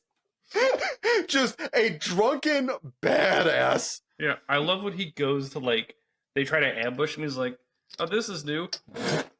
Boom. He's mildly impressed and lays them out. Yeah, he's like, "All right, nice try. We'll do it again tomorrow." Yeah, see you guys tomorrow. I just like pours some blood on them so they heal. Just leaves. Just like they're like contorted corpses. He's like, "Good job, guys. See you tomorrow." Yeah, he's like you're getting creative. I like it. Just fucks off. The last fight, it's nuts or nothing, is fucking hilarious. When he just beats the guy to death through his balls. Just it's like, man, that might be the most cathartic way to win a fight, is just kick a guy in the dick until he... Yeah, but like him just like... Yeah, I mean, that is them literally just venting frustration on him because fuck him. Yeah, They've fuck you in chained up in a particular. fucking like train yard and Just just booting him steel in the boot to the testicles nards. Yeah. on repeat. Yeah. All Yeah, as right. he's just like for Yeah, just- reasons. That might be the most cathartic moment in a show I've ever seen. Just yeah. boot to the balls. Also, the phrase "nuts or nothing" is fucking rare. I think you got it wrong with me, buddy. It's nuts or nothing. Goosh is like nice. Every guy was like, that hurts, but also nice. All right, next up, I've got I watched it in the wrong order, but it still hits Serenity. I have one moment. One moment. I'm a leaf on the wind. Watch me soar. I'll give it to you because it's what happens right after that. Yeah, as I say, it's Wash getting impaled. Wash dying is just abruptly. like, yeah. I debated Serenity. The other thing I would have put would be when like River finally fights. River fighting was cool, especially the kind of lead up to it of her brother getting seemingly mortally wounded and then her going ham and cheese was dope. Yes. The fight with Mal and the agent is very dope. Good. Guy killed me, Mal. Killed me with a sword. With a sword. The it has one of my favorite minor monologues, which is Antonia Ejiofor being like talking to Mal over the comm. Mal's like, I don't kill children. And he goes, I do. And then talking about how he is making the world a better place. And then Mal going, and he goes, yeah, I am a monster. And being so, having a villain be so self-aware of their despicableness is like, holy shit. Yeah. Also the fight, the glib fight at when they pick up his love interest. Dear Buddha, I would like a pony. Yeah, dear Buddha, I would like a pony. Also, right before they go there, I take it you guys were watching? Yep. Did you see me? It's a trap? Yep, trap. What? She could want to see you. Did you see us fight? No. Trap. It's so like defined relationship. We know what's coming. That whole entire ramp up is awesome. The introduction of the agent is also great. But yeah, it's ultimately I didn't bring any weapons with me. Oh, good. Bang. Yeah. Well, oh, good. Bang is awesome. But at the very beginning, when you're watching the escape and like it cuts to a freeze frame and they're in like some big industry headquarters. And he's like, you know, when a superior would make this thing, they would fall on their sword. I forgot my sword. And he pulls one out. It's like the tonal shift in that like, 1 second is like, oh, wait, what now? And then the fucking his move of paralyze, slam the sword in the floor to create enough friction that you literally fall forward because physics is like awesome. It's such a cool kind of like ritualistic way to kill someone. Yeah, fucking dope. Also the like, yeah, like he thinks he paralyzes him, runs at him, and then he does this move last second. He goes, yeah, I lost that nerve cluster in this battle or whatever like that. So fucking dope. But yeah, Wash's death is just like the moment of that movie. It, you know, kind of classic. Who's the director? Joss Whedon. Joss Whedon. Like kind of classic Joss Whedon of build up a great character, and it's a little, I don't want to say it's hacky because I feel like people kind of do it now, but the way he does it is just so clean of building up a great character and then not being afraid to kill them to create stakes and create, you know, weight. It's like, yeah, that's just good writing. Yeah, like sometimes somebody just gotta go. All right, you're all right. So now it is 2-4. Sure. So Attack on Titan, I have 2.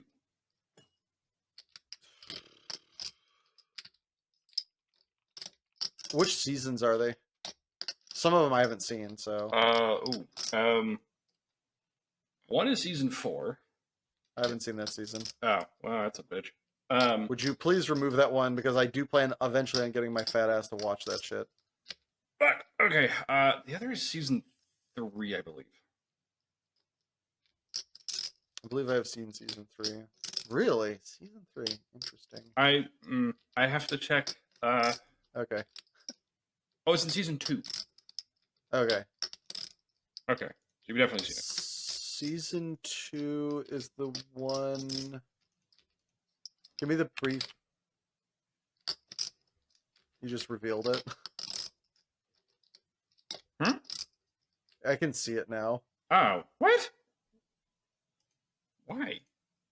I don't know. It's still blocked on my screen. Is when Levy goes ham? Is that what it is? I mean, that's what it was originally going to be, but I can't mention that. Oh, well, that. Okay, cool. That's the one I saw. So that one's the one from 4. Yes. Shocker! Right. Levy goes ham. That's weird. I can't believe he did this. Who could have possibly seen Levy going ham? It's just such a Well, the other part of it is like what sets it up. Cool. I love what I was so worried. I think in season 2 is season 2 the one where they all go on horseback and then they end up stuck in the Citadel for like half the season? Yeah, they like kind of hold up for like a couple episodes. I think it's like a lot of episodes, but sure. So that's season 2. Yeah. So is season 2 the revealing that the 2 teammates were Titans? Yes.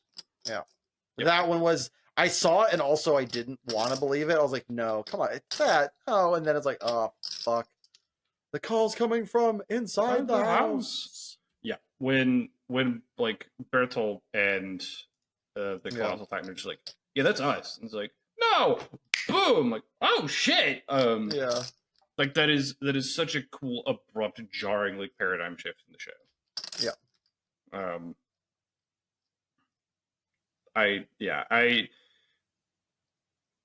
The start of that season is kind of shite. I love the back half because of that reveal and the intense like we're just going to take Aaron with us, deal with it. It's like, oh fuck.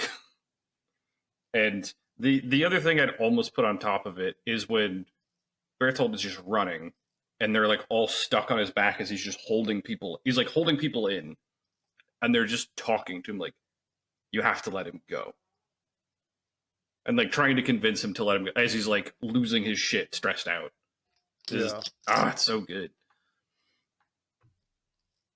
Why do I not remember his name? Colossal Titan. Because you read a lot of things. I don't know.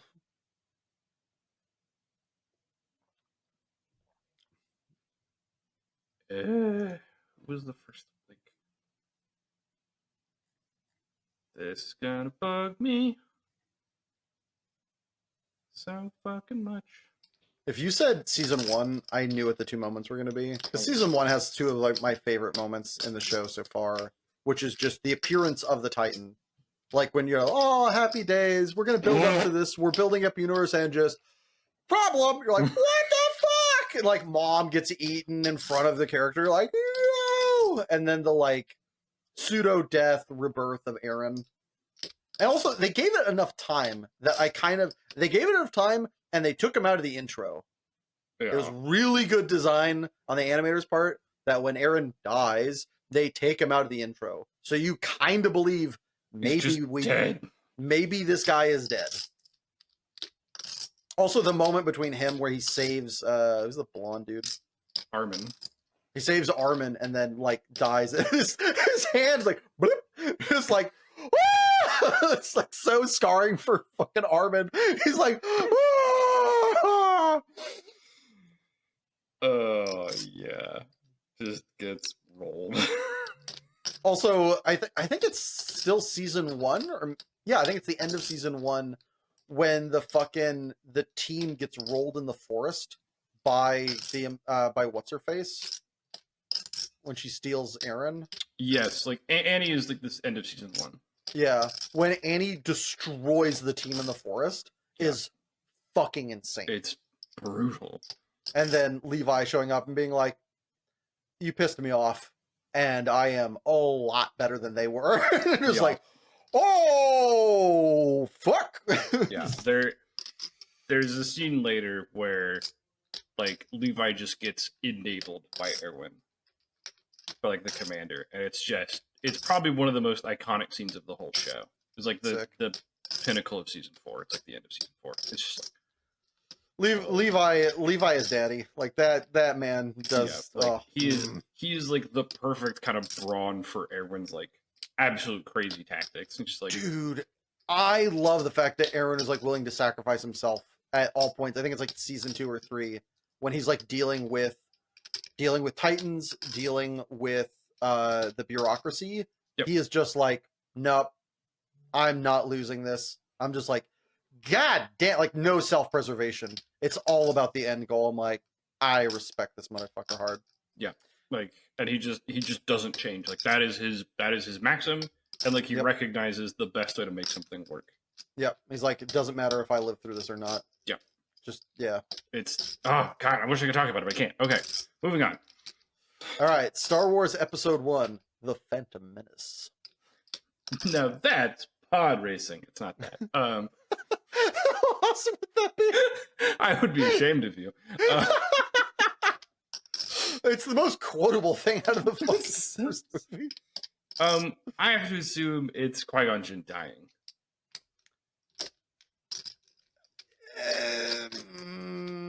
I'm going to reveal it to you. You let me know if you should get the point. I kind of don't think you should. Okay. It's more Darth Maul, the lightsaber reveal. It's the end of the fight, but it's the, like, I'm trying to remember his name. It's the guy that played Toad in the original X-Men movie. Fucking just being the shit at, like, saber fighting and just being, Sure. like, it being such a physical thing. Also, a big part of it is the, like, for those of you that weren't there, like, they've now used this as, like, ad material, but it wasn't advertised this way. When the fight happens, up until this point, it has been a single lightsaber. He stands in the hallway, does this, lightsaber comes out. You're like, all right, let's get down to it. And then he presses another button and another one comes out. Holy fuck. Like, early 2000s, Isaac was not ready for that. Neither was the rest of the theater, for that fucking matter. Everybody was like, shit, 2 of them! And just, like, it was over. It was, that's all people were, like, talking about doing, and it's fucking as rad as hell. The death of Qui-Gon is metal, but, like, yeah, I think it's more like the. Sure. I think it's the, like, him fighting both of them, not Sure. the, like. I don't think I get the point for that. So 3 to 5. 3 to 4. All right. Hereditary. One moment. Is it one sound? It's not that. What is going on in the background, Isaac? Somebody's burning something in my kitchen, apparently. Yeah.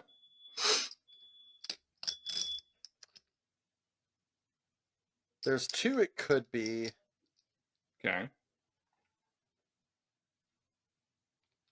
Is it the ending scene with a mom sawing her own head off? No. Damn. Okay, so then is it the child losing their head to a telephone Yes. pole? It was one of the 2. It's one of them. Somebody's losing a head either way. Yeah, there's a head, and it's not going to be attached to the body. Like I didn't dislike the back half of Hereditary with the supernatural introduction, but I so much preferred the front half. I think it was so much better.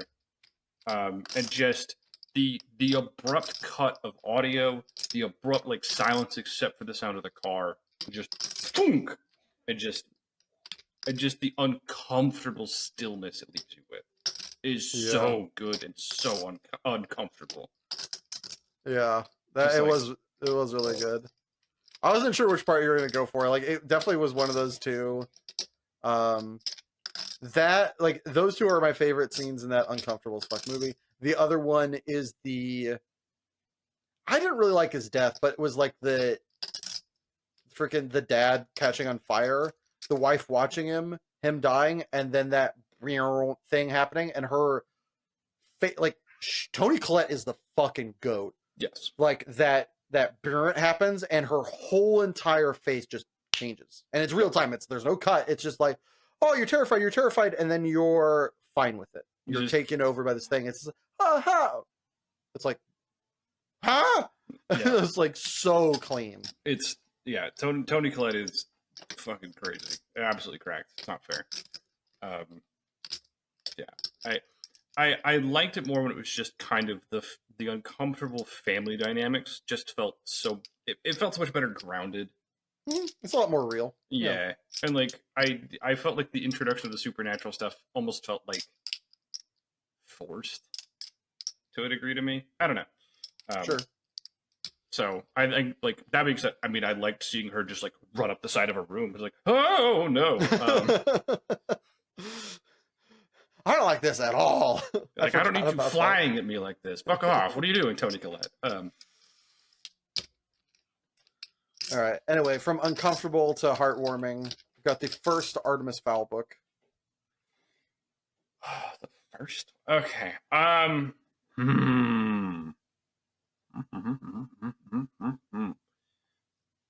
So it's like there's a couple I could think of. So it's like tricking the blue rinse to live, or Butler killing the troll.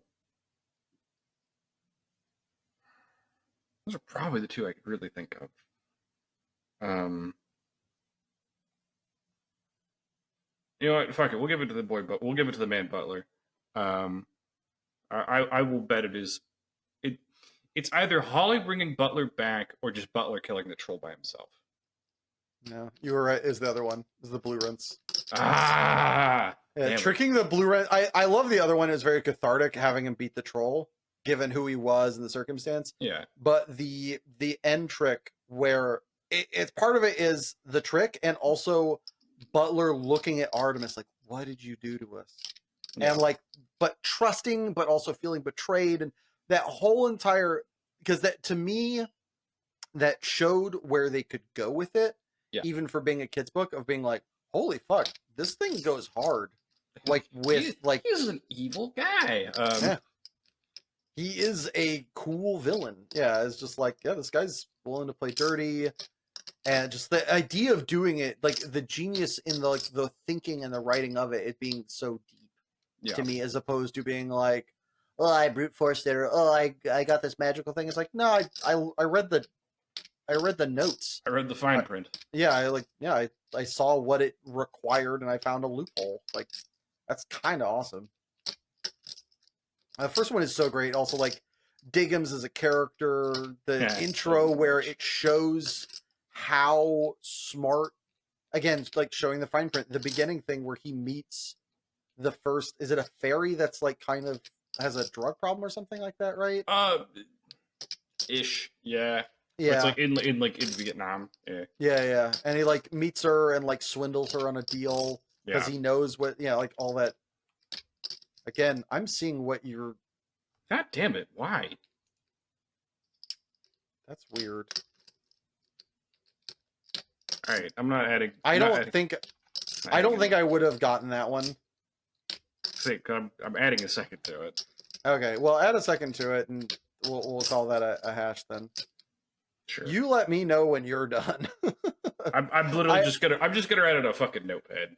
No, I'm moving it so I can't see it now on the dock. I Don't worry about it. I mean, Don't worry about it. We'll just work around it. okay. I don't trust it much. It's just weird because I guess it's the fact that you're writing into it. Probably. That's strange. It's strange that it unblocks it for you though. Yeah. Yeah. Okay, so next up we've got. Wait, is it my turn or your turn? This is your my turn, right? So, Yeah, it's Full right. Metal Alchemist Brotherhood. Okay, so the one I saw that was revealed was Alphonse gives up his body to save his brother. Yes, Yeah, so that one's not on the table, but you put in another one. I did. Okay, so yeah, I never would have guessed that one. So It's I guess so good. I'll talk about I it in a don't. minute. Yeah, I don't give up. I guess the nice thing is I just don't get the point, which I wouldn't have anyway. So we're kind of at where we were. Sure. Well, there's multiple seasons. So which season are we talking here? I mean, I think if it was one season, I think it'd be season one. Is it the death of? It is not. I will give you. It's not the death of Ray Mustang. Well, not Roy Mustang. Mustang doesn't I'm die. sorry, not Mustang. It's not the death of Mace Hughes. Hughes. Okay, that's what I would have guessed. So No, it's not okay. Hughes. Well, that's season 1, so it's not. Okay, what is it Is then? that the end of season 1? I think so. Then it would be season 2. Okay. Um.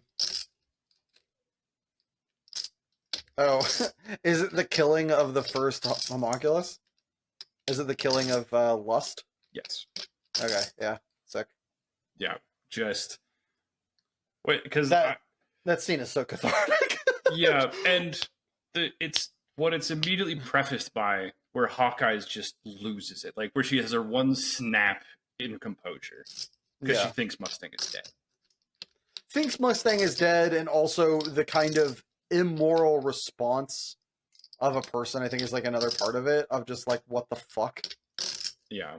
Yeah, that scene is also great because then you also have your boy, fucking the younger Elric, like kind of like standing hard. Yeah, and like gets kind of ripped apart for it. Yeah. I mean, like, yeah, but like stands pat and then like protects her. Like, yeah, and then I do just love the like Mustang walks in and Lust turns and Alphonse just make a wall. Okay. Yeah. I can see the future. I know what's about to happen. And yeah, just the lighter clicking just repeatedly. Just boom, well, boom, no. boom. Oh yeah, no. Because it's not a lighter. She cuts his gloves. Is it a lighter? I thought he's still snapping his fingers. He takes it off of his buddy, who's like bleeding out on the floor. Yeah. Because she cuts his gloves so he doesn't have the circle anymore. So he cuts it into the back of his hand. And is the lighter. I'm very sure that he's still snapping his fingers though. Hold on. You're probably thinking of when he's burning Envy to a crisp and it's just going over and over and over again. Maybe. But he's 1,000% doesn't have his gloves. No, you're totally right. Yeah. Yeah, I'm pretty sure you're just thinking of him roasting Envy, which also cathartic as shit. Yeah. Taste it. Yeah, that one is metal as hell, and I love that he's the one person who just doesn't give a shit when Envy gets huge. He's like, "You have given me a bigger thing to burn."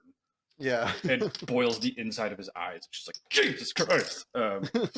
Yeah, Alphonse giving up his body might be the most like spine tingling moment for me in a show. Like. Because it does kind of what we talked about, where it's like there's a cut in audio, like in Two Towers, where the like kunai land next to Edward to like move the circle, and he just everything kind of stops, and he looks past and sees like the decaying armor of Alphonse in a transmutation circle, and he knows. It's just like, what are you doing?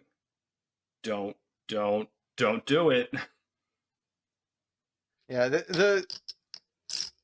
growing up and having a brother as awesome as you, especially by the time this show had come out, I think we had like reconnected and like really started having a great relationship. It was watching the show, I couldn't help but see us as those two characters, and so like the brotherly moments did hit especially hard because of that. And I think it's also me being a hothead, you being a little bit stoic and kind of meek. Like it did kind of like characteristically there was some symmetry. Yeah. I like so two things. One is the voice actor screaming like Alphonse. I'm not going to try and replicate it. I will not do justice. It's just like, oh fuck. Yeah. And when he goes back to pick up his body, and so he's finally like whole again. And the truth asks, he's like, what makes you think he'll come get you? And he's like, because he's my brother and I know he will. It's so perfect. Yeah. Like, it's so good.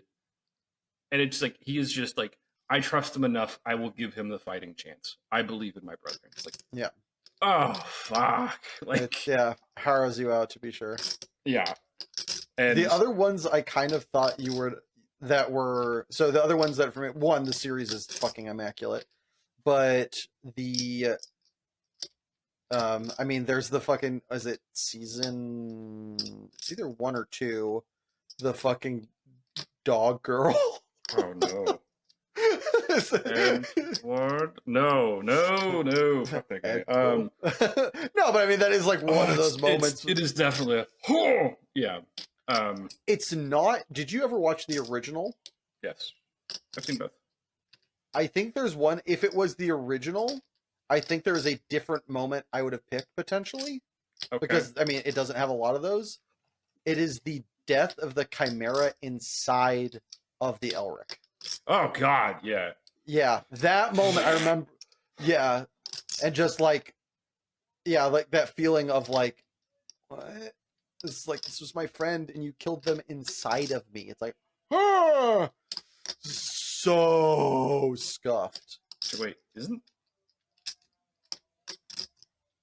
that happens in the second one? Or that happens in Brotherhood? Mm-mm. She doesn't hide inside of him. She might die. I thought she did. I don't think so. Or if she does, she doesn't die inside of him. I don't think.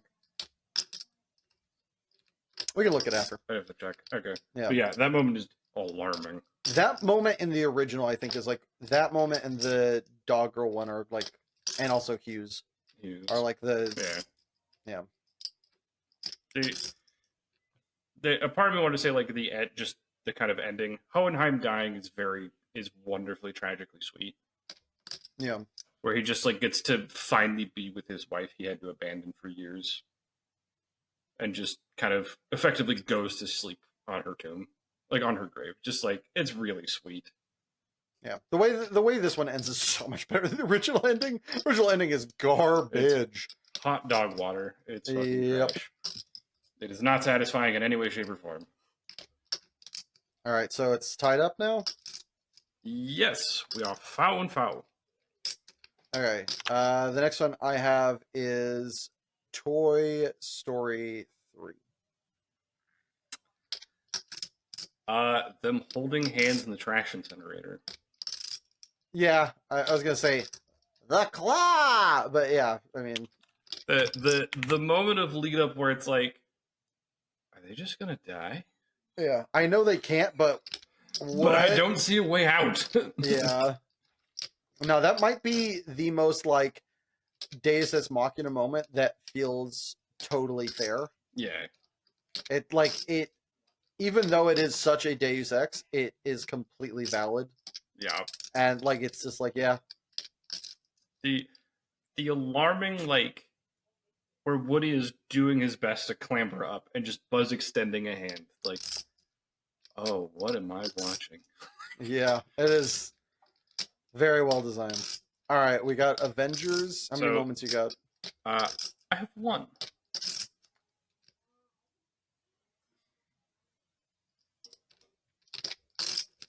Hulk smash. Not what he says Hulk smash, but you dumb dull creature, and then him just like mollywhopping Loki.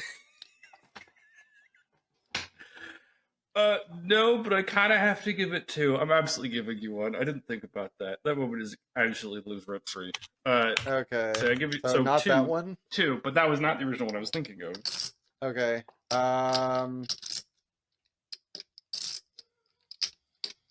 know the moment that I would choose. I don't know if you're gonna choose it though. Choose what? My moment is, doth mother know you wear drapes when they're fighting in the forest? No, definitely not that. That's hilarious. Yeah, I was like, I don't think that's a you thing.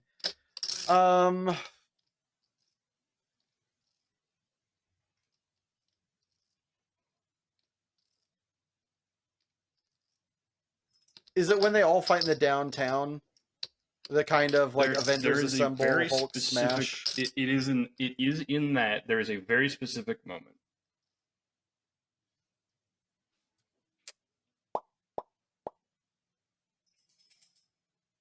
All right, it's between one of two. It's either it's in that moment. All right, it's either Iron Man sacrificing himself at the end, or it's the Hulk changing mid, like that's the trick. I'm always angry. Looking Which at one? Which one? Yeah.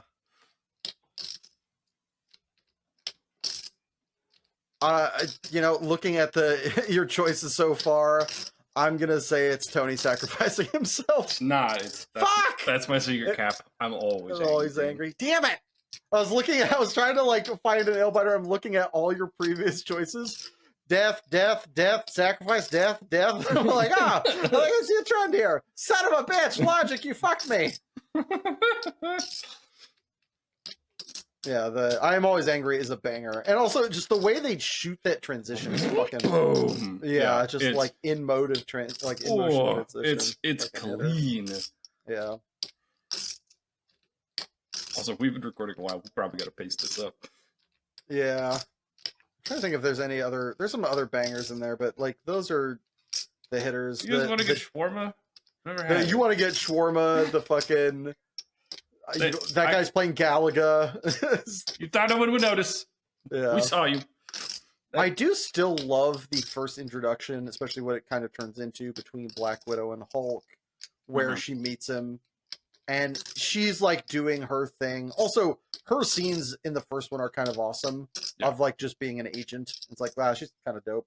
Yeah. But then the like, oh, we're just here to talk. And he goes, really? And then he feels it. Yeah, just like everybody stand down. It's like the whole entire place is surrounded. He's like, yeah, I'm really. She had a gun under the table. Yeah, has a gun under the table, a bunch of units, and he's just like, look, I know this, you know. It's like, I'm not stupid. Yeah, like him being so giga brain, it's like dope. Yeah, but because Bruce Banner is really smart. Yeah. I still love the fucking original fight between Cap, Spider-Man, or Cap, Superman, or blah, blah. Cap, Thor, Iron Man. Yeah. In the forest. Yeah, don't tell him to put down the hammer. Just like he doesn't like I mean, just like they flatten the forest, and Cap is like, are we done? Yeah. Like, we done being children? Okay. I love that Cap is out of his depth and is still willing to go down there and be Cap. Like, it's like, yeah, he doesn't have, I mean, he is yoked, but comparatively he's out of his depth, but he is the most level-headed and strategic of all of you. It's like, yeah, pretty good. They did a really good job at the first Avengers setup. Yeah, agreed. All right, next up, we've got Inglourious Bastards. How many? 1. It's the opening scene. Yeah. Yeah. Okay. It's the farmhouse. Yeah. I was like, if it's more than one, it's the opening scene and oblige him. Oh, the Bear Jew? Yeah. That one is good. Yeah. That's why I said if more than one. Yeah. It's the I like the other scenes. They make me feel differently. I love and hate the fucking bar scene. It's so good and it's so uncomfortable. Yeah. But there's actually a scene in this movie that I respect, but I cannot watch, which is the choking out scene by Christoph Waltz. I physically become unwell. It's too good. It feels real and it scares my insides. Sure. There's very few things that do that to me. I will mention one of them. About 3 picks on my side? Did we take it all off? We did. No, it's on my side. It's 3 picks down. Oh, okay. Yeah. Yep. You abbreviated it and that fucked with me. I was looking for a typed out. Yep. Okay. All right. Yeah, the farmhouse is by far the. I mean. Okay. I just got a message that Derek is. We've been recording so long. Derek has won his quarterfinal match. He's into the semis. Go, Derek! Let's go, Let's buddy. just keep recording, and he wins. We can't leave now. Like, it's like the sports thing of like, get back in the bathroom. They're winning. Yeah. Go, you leave. I don't need to poop anymore. Too bad. Get in that stall, soldier. God, what do you want? All of your love. Yeah. So farmhouse is just the absolute nutter butters. It's such a good monologue. It's the right amount of like, oh, I know it's coming and I don't like it. It's wild that we know it's coming, but it's all cryptic. In the vibes. Yeah. None of it is what is being discussed. This is why Quentin is just a better writer than most, is he is able to direct and write a scene where they are talking about nothing, but everybody knows what is being talked about, even though there is nothing on the page. Yep, it's a perfect cryptic conversation. Yeah, being talked about milk and fucking nothing. Yeah, so rad. All right, next up, Dark Knight. Dark Knight. I have one, tentatively two. The problem is like I kind of can't narrow which of. Yeah, Just go two. I'm gonna say two. I'm gonna say two. All right, opening scene. Yes. Pencil scene. No. Okay. Do love that. The other one would be his first "Why So Serious" monologue, where like they think he's dead, and he just sits up. Oh, okay. Yeah. You know how I got these scars? Yeah. Yeah, and I then forgot about that one. Capping it off with, "We're gonna hold tryouts. Yeah. Who wants to join our little team?" It's like, oh Jesus Christ! Fucking banger. Yeah. I was just, what bus driver? Yeah. So fucking. Oh my god. That intro is like, yeah, just yet another intro where it's like kind of the best. Yeah. Now you made it go away again. It's funny. I guess the second I stop typing on it, it doesn't work. Yeah. Okay. But yeah, the opening, the bank heist is so good. Yeah. Like everything about that scene is just bangers. Yeah. So great. Every scene with the Joker, especially, yeah. I think like literally any scene with the Joker except for the very end with the. I still hate the optics of like the Bat-Dar. It's very weird. Yeah. It sucks. It's uncomfortable to look at. Yeah, it's not good. It's also kind of lame and weird in a bunch of weird small traipsing sort of ways. Yeah. But I understand it. I also kind of loathe it. I don't know. But yeah, pretty much every scene Heath Ledger's in, he steals it. Like, yeah. Best. The Joker performance. Just there's a reason he won an Oscar. It was deserved, even if it wasn't posthumous. It was just the best that year by far. It was like there is a reason people still compare any Joker iteration to Heath Ledger's Joker, and they will forever. Yeah, he is going to be in the pantheon. Even if you think there are ones that are better, it's hard to ignore that his take was, Yeah, like the argument is a difference in style, not a difference in performance. Yeah. All right, next up, we've got Captain America Civil War. I have one.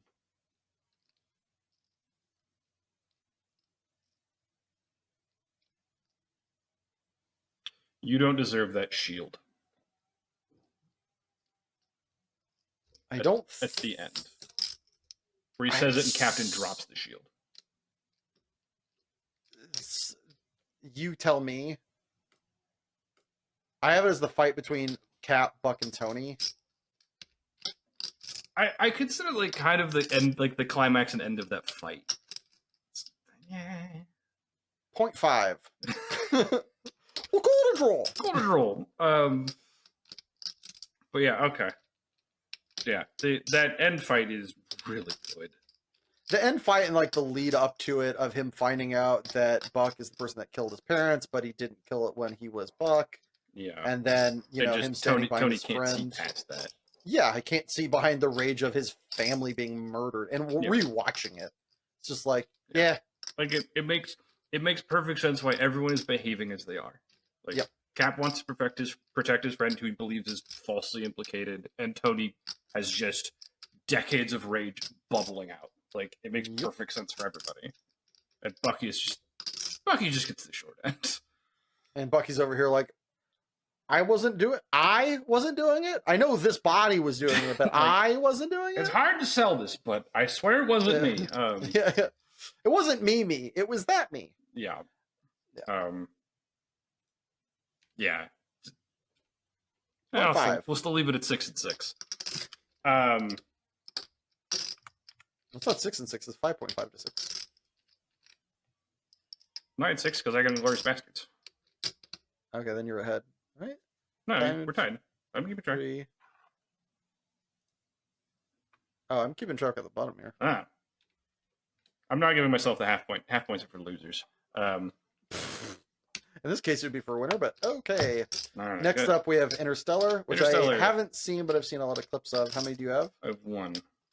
Is it the like quintessential him seeing through the black hole into his life with his daughter? It is not. Okay. Though I, that scene absolutely hits. is it on the planet with the time ocean thing? I have not. It is not on that planet. No. Okay. What is it? It is the aftermath of that planet. Oh, he gets back on and realizes how much time has gone. Yeah, he comes back to the guy who's been alone for 23 years, who has completely changed, Mm-hmm. and is just like uncomfortable around people all of a sudden, as opposed to being very suave. And then him just sitting down, watching his children grow up and crying. It's like, oh god. Like just Matthew McConaughey wordlessly reaching out and touching a television, like he could reach out and touch his kids and grandkid that he learns about. Yeah, it's just like, oof. There's definitely. I did think about. Okay, my text went away. I definitely thought about like no, go back. Like, what are you doing? Don't leave. yeah. Yeah. I'm surprised you haven't seen Interstellar. Actually, No, I haven't. I probably should. No, it's a banger. okay. All right. Next up, I haven't seen Gladiator, so fair's fair. Um,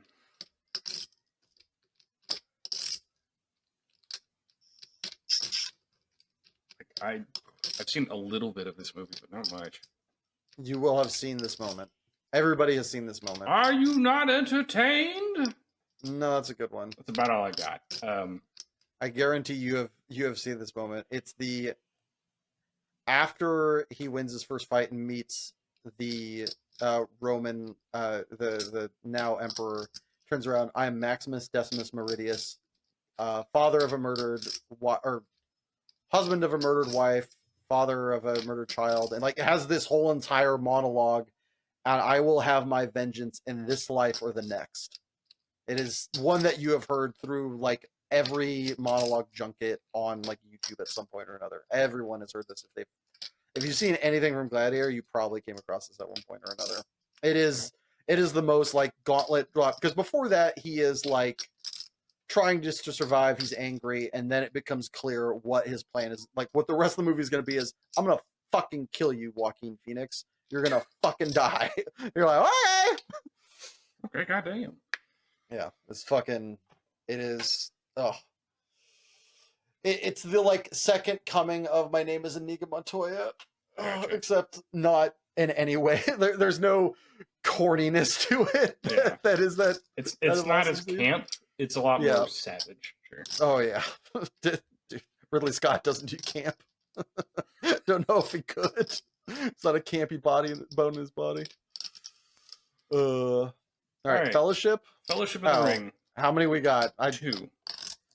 You Shall Not Pass better be on there. That is absolutely on there. Okay. I wasn't going to include it because I didn't want to do a giveaway, but I'm like, I have to. It's fucking such a banger. It's iconic for a reason. Yeah, You Shall Not Pass, and then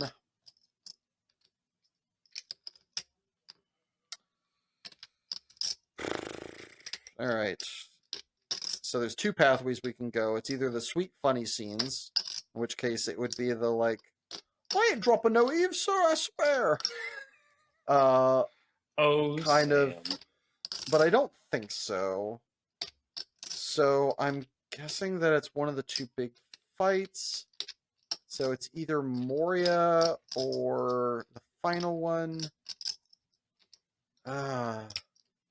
Trolls or orcs? Or I guess goblins or orcs? Goblins or orcs? Goblins. I'm gonna say Moria fight. It's the death of Boromir. Ah, fuck. Oh, right. That's the other. That would have been the reason to go for the other one. Shit.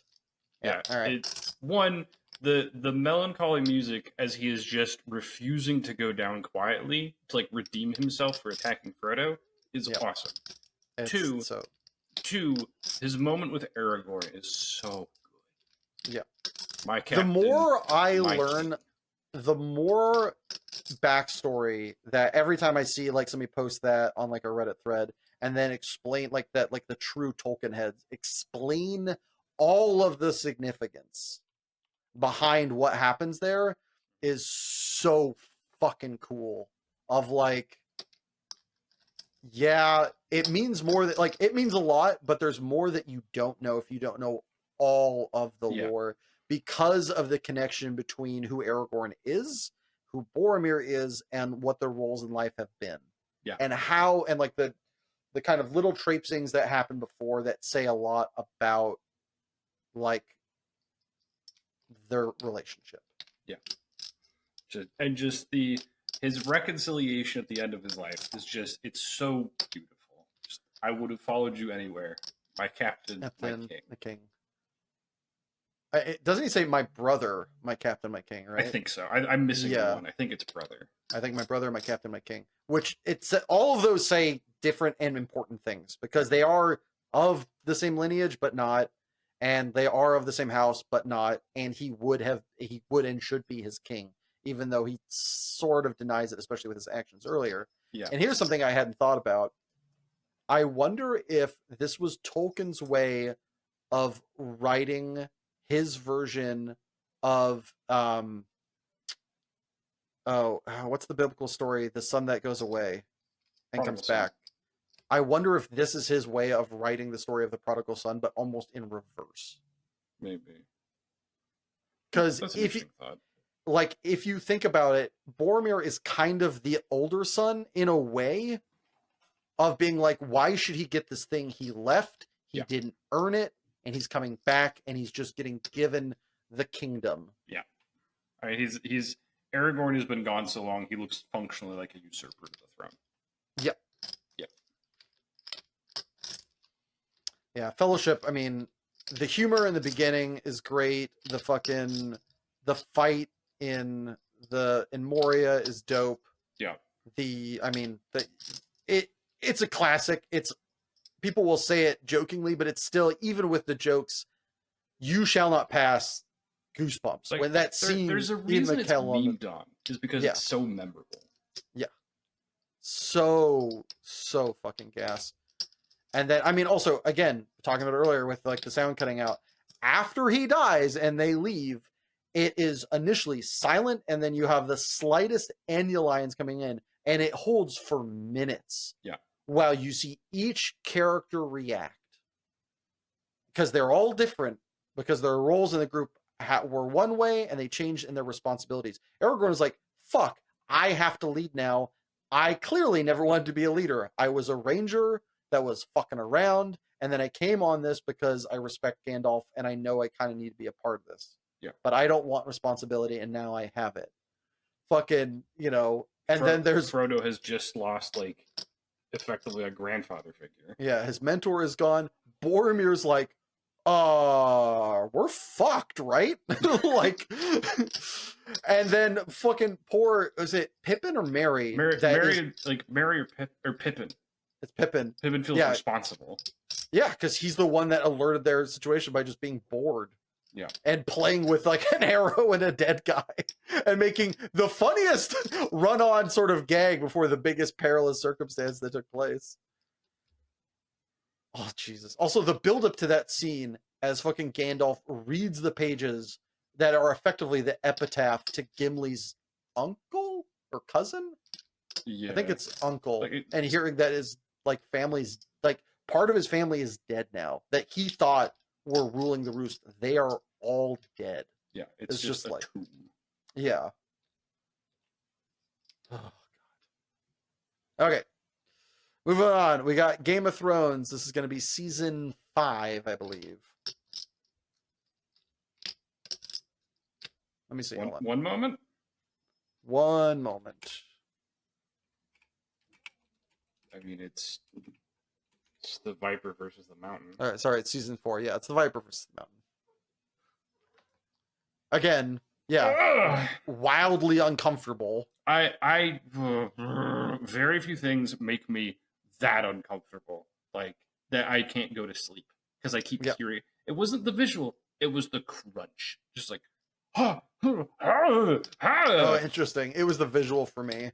The The, visual the and it is screaming. the eyes hurt. The scream solidified it, and the it's just like, oh no, no, I am not okay. Not okay. Yeah, I literally couldn't go to sleep till 4 in the morning. I had to be so tired I collapsed. I Yeah. just like I kept hearing it. It's just like, um, oh god, ah, get your claw out of my shirt. As I say, when I had Game of Thrones and I cut was the Red Wedding. Sure. That one didn't hit for me, but for whatever The- reason, I don't know if I felt it coming or I'd heard about it. But Stabbing like, the pregnant wife.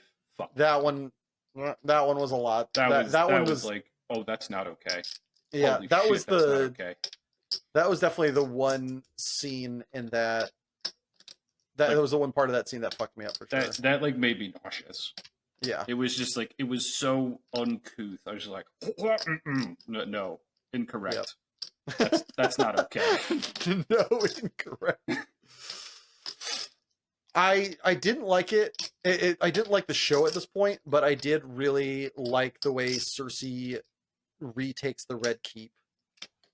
And the kind of, get rid of all the enemies in one fell swoop thing that she does in the end of I believe it's the end of season 5, because I believe it's the Battle of the Bastards, which loathe that episode. But that kind of writing of get rid of all the enemies, do it in the most like duplicitous evil way was like kind of fucking rad. Yeah. I mean, another one. Actually, I should add this one, but do you want another free chance at one more? Sure. Believe it's either season 4 or season 5.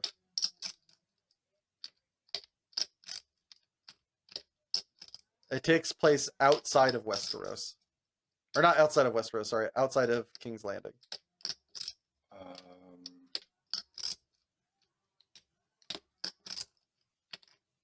I got nothing. I don't know. I don't remember which season is which specifically. Look well enough. I'll give you a character that is in the scene, but it is not their scene. Sure. Arya.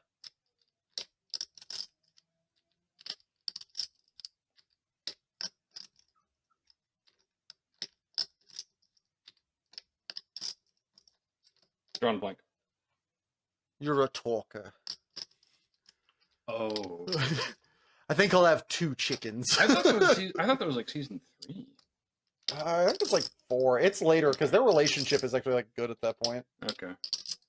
At just the mountain it makes fucking me thirsty. Yeah.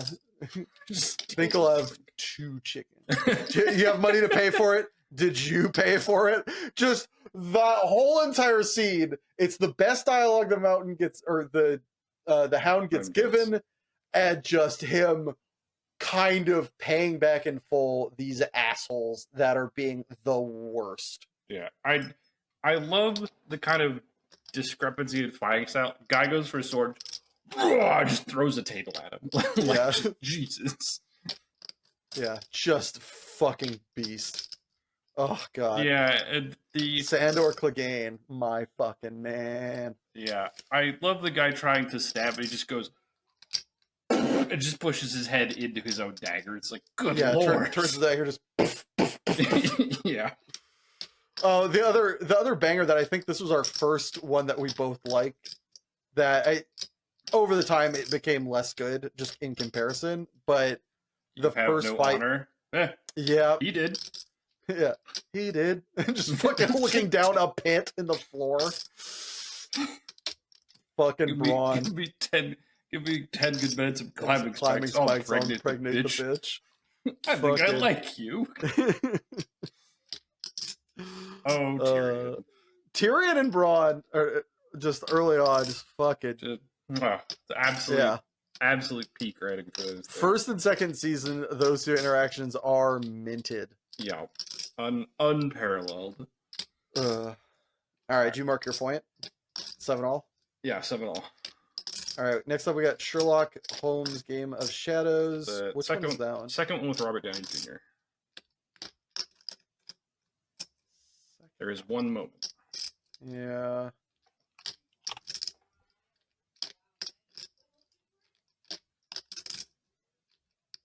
Okay. So I'm rewinding.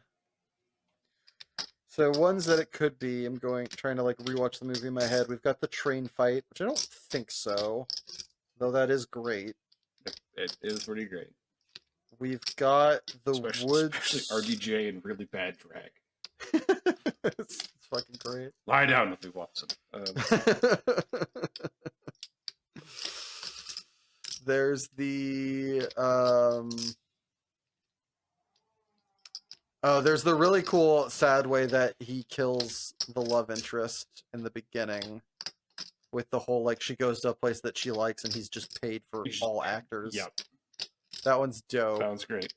It's very menacing. Yeah, it shows the true potential of his evil, which I think is great showcasing. Yeah. There is there's the fight in the woods, which is really cool camera work, but I don't think your preference or style. There is like the meat hook scene that is fucking rough. Yeah. As he's singing opera over the top of it. Yeah. There's this, I mean, kind of in and around that, there's the destruction of the big gun, which I think that's like what happens like kind of at the tail end of the forest fight.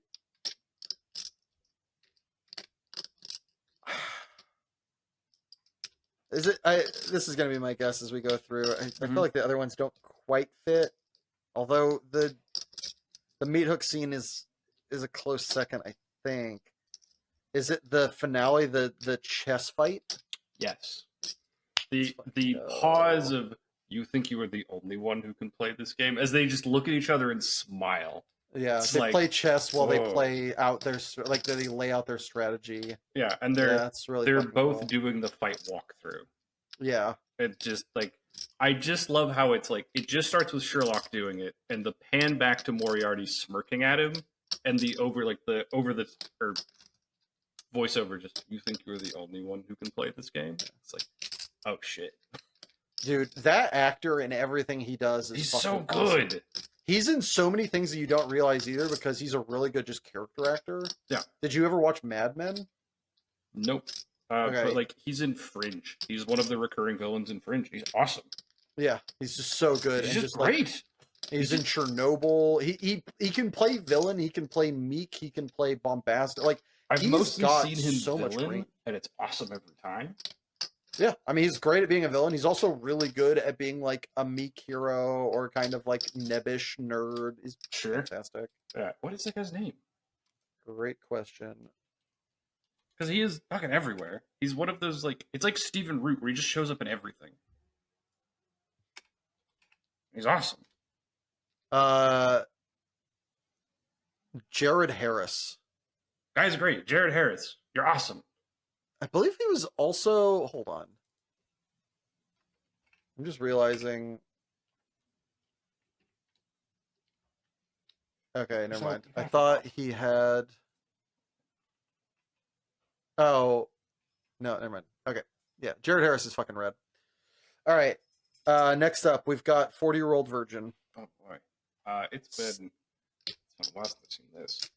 I remember watching this live with Robert Hale and his friend Levi, and I nearly died in theaters.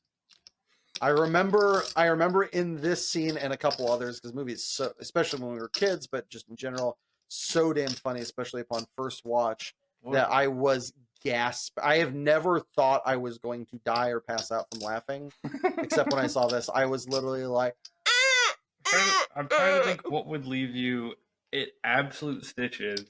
And my best thought is, you are a sucker. We are both suckers for some Schadenfreude. Mm-hmm. And so my guess is probably the scene where he's getting waxed. Final answer? Yeah, I think so. Yeah, it's waxing scene. Which obviously one take. which is why a couple of the characters are like muffling laughter and leaving. They're not supposed to, but Steve Carell is just, A hairy bastard. Kelly Clarkson, just like fucking dying in real time. Apparently, they had to edit some of it because he started bleeding everywhere.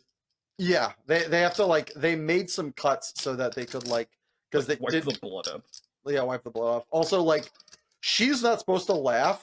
She was told to explicitly not laugh, and they got a lady that does that. That I believe that's not an actor. I believe that is a lady that's It's just an actual like a wax person. I don't know what the title is. Yeah, just that like yeah, a waxologist. I don't fucking know. That they had her come in, and she was like one that like had done this a while. She's like, I've seen everything. I'm not gonna break character because she's supposed to like kind of stand pat, be the straight man of the scene, effectively. Yeah, and she could not. Like even in the final cut, they're just like she's like cracking up because it's fucking hilarious. All right, closing it out. All right, I know you. I don't think you've ever watched the show, but I know you've seen. I've watched enough parts. Yeah. Okay. Which seasons? Is there how many moments? This is in season 2, and it's 1 moment. Oh, fucking daddy! Is it daddy getting after it? I'm gonna need you to be more specific. That doesn't clear up. It's much. Not Gojo. It's the guy that's about clocking out on time. Whatever the fuck his name is. Oh, Nanami. Yeah, Nanami fucking cleaning house. If that's not one of your moments, you should add a second one because that moment slapped. You're talking like where he's just cutting, like he's like half burnt to death. And he's just cleaving through a room of people. No. I'm talking where he is punching the life out of that one bitch. Oh, that's true. Yeah, you're right. That goes on the list. Give yourself a point. Or he's just beating that man into a pen. Where are your woof? Just yeah, okay. Where the internet simultaneously went, you can punch me like that. Yeah, where the internet got wildly horny for the wrong reasons. Yeah, okay. Not talking about that man nearly to actually beating him to death 4 times. Yeah. Which one of those punches knocks 2 of the scars off. Each of the scars is effectively a death prevent. 1 punch killed that man twice. It's fucking so satisfying. Yeah, that guy sucks. It was immensely satisfying to see him just get beat to death. Okay, so if it's not that, or if that's one of them, the other one's in season 2. I didn't watch that much of season 2. Is it?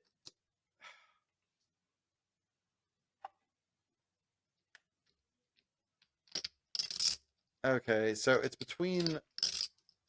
Is it this destruction of the city? It's that or Gojo getting captured, and I think you didn't like that, so it's the destruction of the city? No. The city gets flattened? What is it? It is Gojo flattening Hanami. Oh, okay. Where he just like presses her against the wall and just walks at her. He just like smiles. Okay, He's like, I didn't know that scene. That's great. Oh, it's fucking... What, so they're like, they found a way to beat Infinity, and he's like, well, if you can push through it, I have to turn it up. And he looks at, and she's stuck against the wall because she can't move, and he goes, and I don't think she can handle that. And so he just and pushes it out farther, and then just walks at her as she just gets pushed farther into the wall, and then pops out of existence. As he's smiling like an inch from her face. And then he just turns around and goes, who's next? It's like, Jesus Christ. Yeah, I hadn't seen that scene. That's awesome. Just go watch it. Like, even without context, just like, holy shit. I mean, the best part of that show for me is that I can watch all the fights without context, and they're very enjoyable. Yeah. The other thing I'd debate would be like why did I just blank on his name? Guy who was really fucking... Guy who originally like almost kills Gojo. Oh, like the flashback fight? Yeah. That guy is awesome. Yeah, that guy was Toji. Cool. Like Toji, either Toji fighting Gojo for the first time and just kind of having a game plan to kill him, or when Toji is put in a new body and just kind of goes on a rampage. It's just like, I have a new body, let's have some fun, and just starts killing things. Alright, last one is Return of the King. How many? One. And I will say this was a moment that I'm not sure I fuck with now, but when in theaters as a kid, it went hard. For Frodo? That'd be my guess. I am no man. Oh, When damn the it! yeah, when the Fair. Where Eowyn takes the helmet off. yeah, I no man can kill me. Then I am no man. Mary stabs him in the back. Yeah, and then I am no man. It's like I remember being in. Now it feels a little camp, but in Sure. theaters at the time, it was like, "Damn girl, Get it? yeah." It's just And so like my other two guesses would have been like the for Frodo as Aragorn leads the charge against the Black Gates, pretty dope. or I can't carry it for you, but I can carry you. Carry you, yeah. That's I mean both those the Sam moments, the heartfelt moments are so awesome. Yeah, But yeah. like Sam getting to just be the fucking champ at the end. All right, so this has been the longest episode we're ever going to do, and we're not even done yet. Lord of mercy. You're welcome and/or we're sorry, depending how you feel about this. But we need to take an ad break and probably a piss break, Gotcha. and you should too. Okay, we'll be back in a moment. Does your life need more pizzazz? I mean, it's a little bit humdrum, I suppose. I feel things are just banal and tedious, boring and mundane. That's a fancy way to say what I just said. Yeah. I think life is just not good enough or special enough or Yeah, get on with it. well then you gotta get yourself some hot damn. It's one of these bad boys, and you're guaranteed to have moments that'll make you think life is amazing again. What are those? We strongly recommend you space out your hot damn adventures to ensure that they don't start to feel mundane. Trust me, too much of this stuff and it'll devalue those novelties, and then it makes life just a bear. This is just meth. Welcome back. Welcome back. Welcome back. Oh, excuse me. I was leaving the last welcome back for you.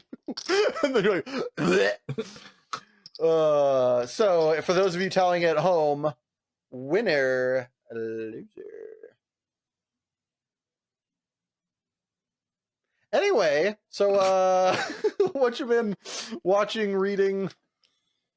I have been reading Dark Age recently, and oh my god, it's so good. Were you also listening to My Little Dark Age by MGMT? No, but I do like that song. Fucking love that song. It's one of the only benefits of Trump's presidency. Is that the reason that song exists? Yeah, it seems about right. Yep. Yeah, I liked Iron Gold, which is the first of the second trilogy for Red Rising, but a lot of it's set up, and Dark Age is like all payoff. It's so good. That was the one after you like it was like all cliffhangers. I think you ended the prior like you started reading Dark Age when you got on the plane. Yep. Back in the next thing. Yeah. Sweet. Yeah. You finished it already? No, I'm like halfway through. Okay. Okay. But yeah, it's very fucking good. I would have put a couple moments in from it into this game because it had a couple moments that I'm just like, oh my god. But no, yeah, very good. I really like Robert Pierce's or Robert Pierce Brown's writing. Like it's just great. So big fan. What about you? So this is an old one, but it's one that I've meant to recommend is the movie Furiosa, the second take into the Mad Max universe since George Miller got back to it. The kind of backstory of Furiosa. It's very different. I don't think it's as grandiose, but I do think it is very good. It's a lot more of like a story about one person's life rather than the universe, I feel like. Hmm. which the other one felt more. It didn't feel like that much about Mad Max as much like Mad Max Fury Road is about an event. Furiosa is a story about like a character, Mm-hmm. if that makes sense. Sure. So it's just different. It is very good. Um, it goes fucking hard as shit. It has a lot. The movie does not care about the way you feel, or a lot of the characters in the movie feel. It is really harsh. It's awesome to see. So there was a movie I watched a while ago that I think I went over on this pod called Bad Times at the El Royale. That movie sucks. It is not particularly good, in my opinion. However, it did one really cool thing that I don't know that I'd seen before, which is having Chris Hemsworth as a villain. Hmm. And he did a pretty darn good job, albeit in like a bad film. Sure. And in this one, he gets to play a bad man. And he does an amazing job. He is an asshole. You hate him from basically frame one. You're like, you're bad. You are a bad person. Bad, bad, bad, bad, bad. And he lives up to that and then a lot. Uh yeah, fucking rad villain. Just also he got to return to his Aussie self. There's a moment where the tiniest of spoilers, he flips over somebody else's car because Mad Max, we out here in vehicles. Also, the vehicles he's driving at all points are fucking dope. The first vehicle I think you see him in is a chariot drawn by motorcycles. That's pretty dope. It's fucking stupendous. And the second one is this gigantic uh it's not too dissimilar to Immortan Joe's vehicle of this like an Cadillac oldie. like fused onto a truck. His is a monster truck like wheels with like a I think like a Studebaker top or something like that. It's like this great Awesome. juxtaposition. Yeah. So he drives somebody down with that, flips them, gets out of the truck. He's got this awesome mustache. They very much kind of like pushes his lips up towards. I think it's supposed to show the lack of dental care because that's something you'll see with people with bad teeth is they'll do this a lot. Hmm. Or that's something I've noticed. And he walks up, just he's got his like mustache just up, gets out of the truck, peeks down in the vehicle, goes, "Hello!" And you're just like, dude, you just ran like he just drove them down so menacingly, and then he's just like, "Ah!" It's like it's so absurd. Love the movie. It was fantastic. Goes really fucking hard in a couple spots you don't expect it, and does it. And heads up, it's pretty flippant with how merciless it is at times. It's fucking dope. It's beautiful as always because George Miller is a goat. But yeah, give it a watch if you want some more Mad Max. I've been given an excuse to play Risk of Rain 2 again because they made more DLC. And unlike the Woo! last one, which was fucking cheeks, uh, it was bad. Gearbox bought the property and then promptly made dog shit. Um, it was atrocious. Like it didn't work. It just was bugged to high heaven. The items were shit. It was awful. There was nothing good about it. So when they came around with this, I was like, I'm not gonna buy it on release. I'm gonna wait to hear if it's good because I'm not paying them more money if it's dog shit. Yeah. And people want it like, is this good? Is this It's okay. is someone been cooking? This is good. And yes, it is good. It's fucking great.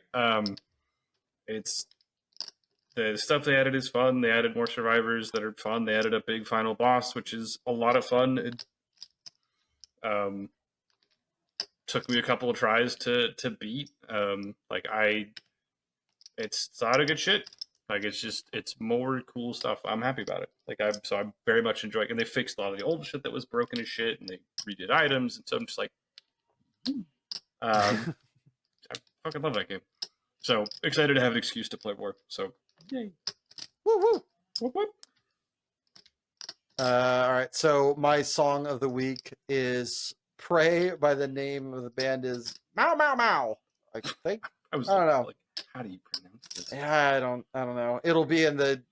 We'll have a Discord link. I think we have one stapled to our Blue Sky. I'll try to remember to.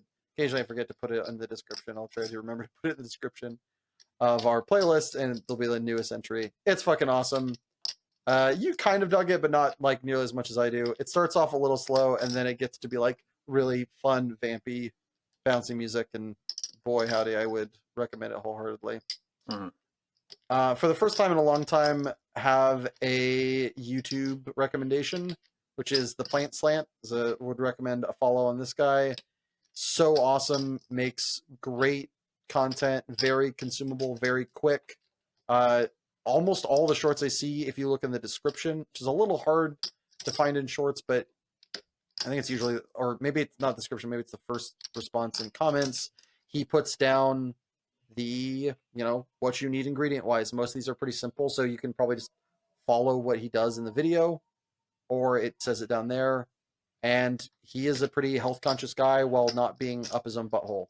He knows that, time is a factor. He doesn't like spending a lot of time watching other people's videos, and, he likes kind of getting after it. He likes simple, he likes healthy, but, he enjoys soda. He enjoys sugar. He doesn't like, what was his description? He was talking about, I think, Greek yogurt, and he's like, this low fat Greek yogurt is if like drywall had sex with a paint job.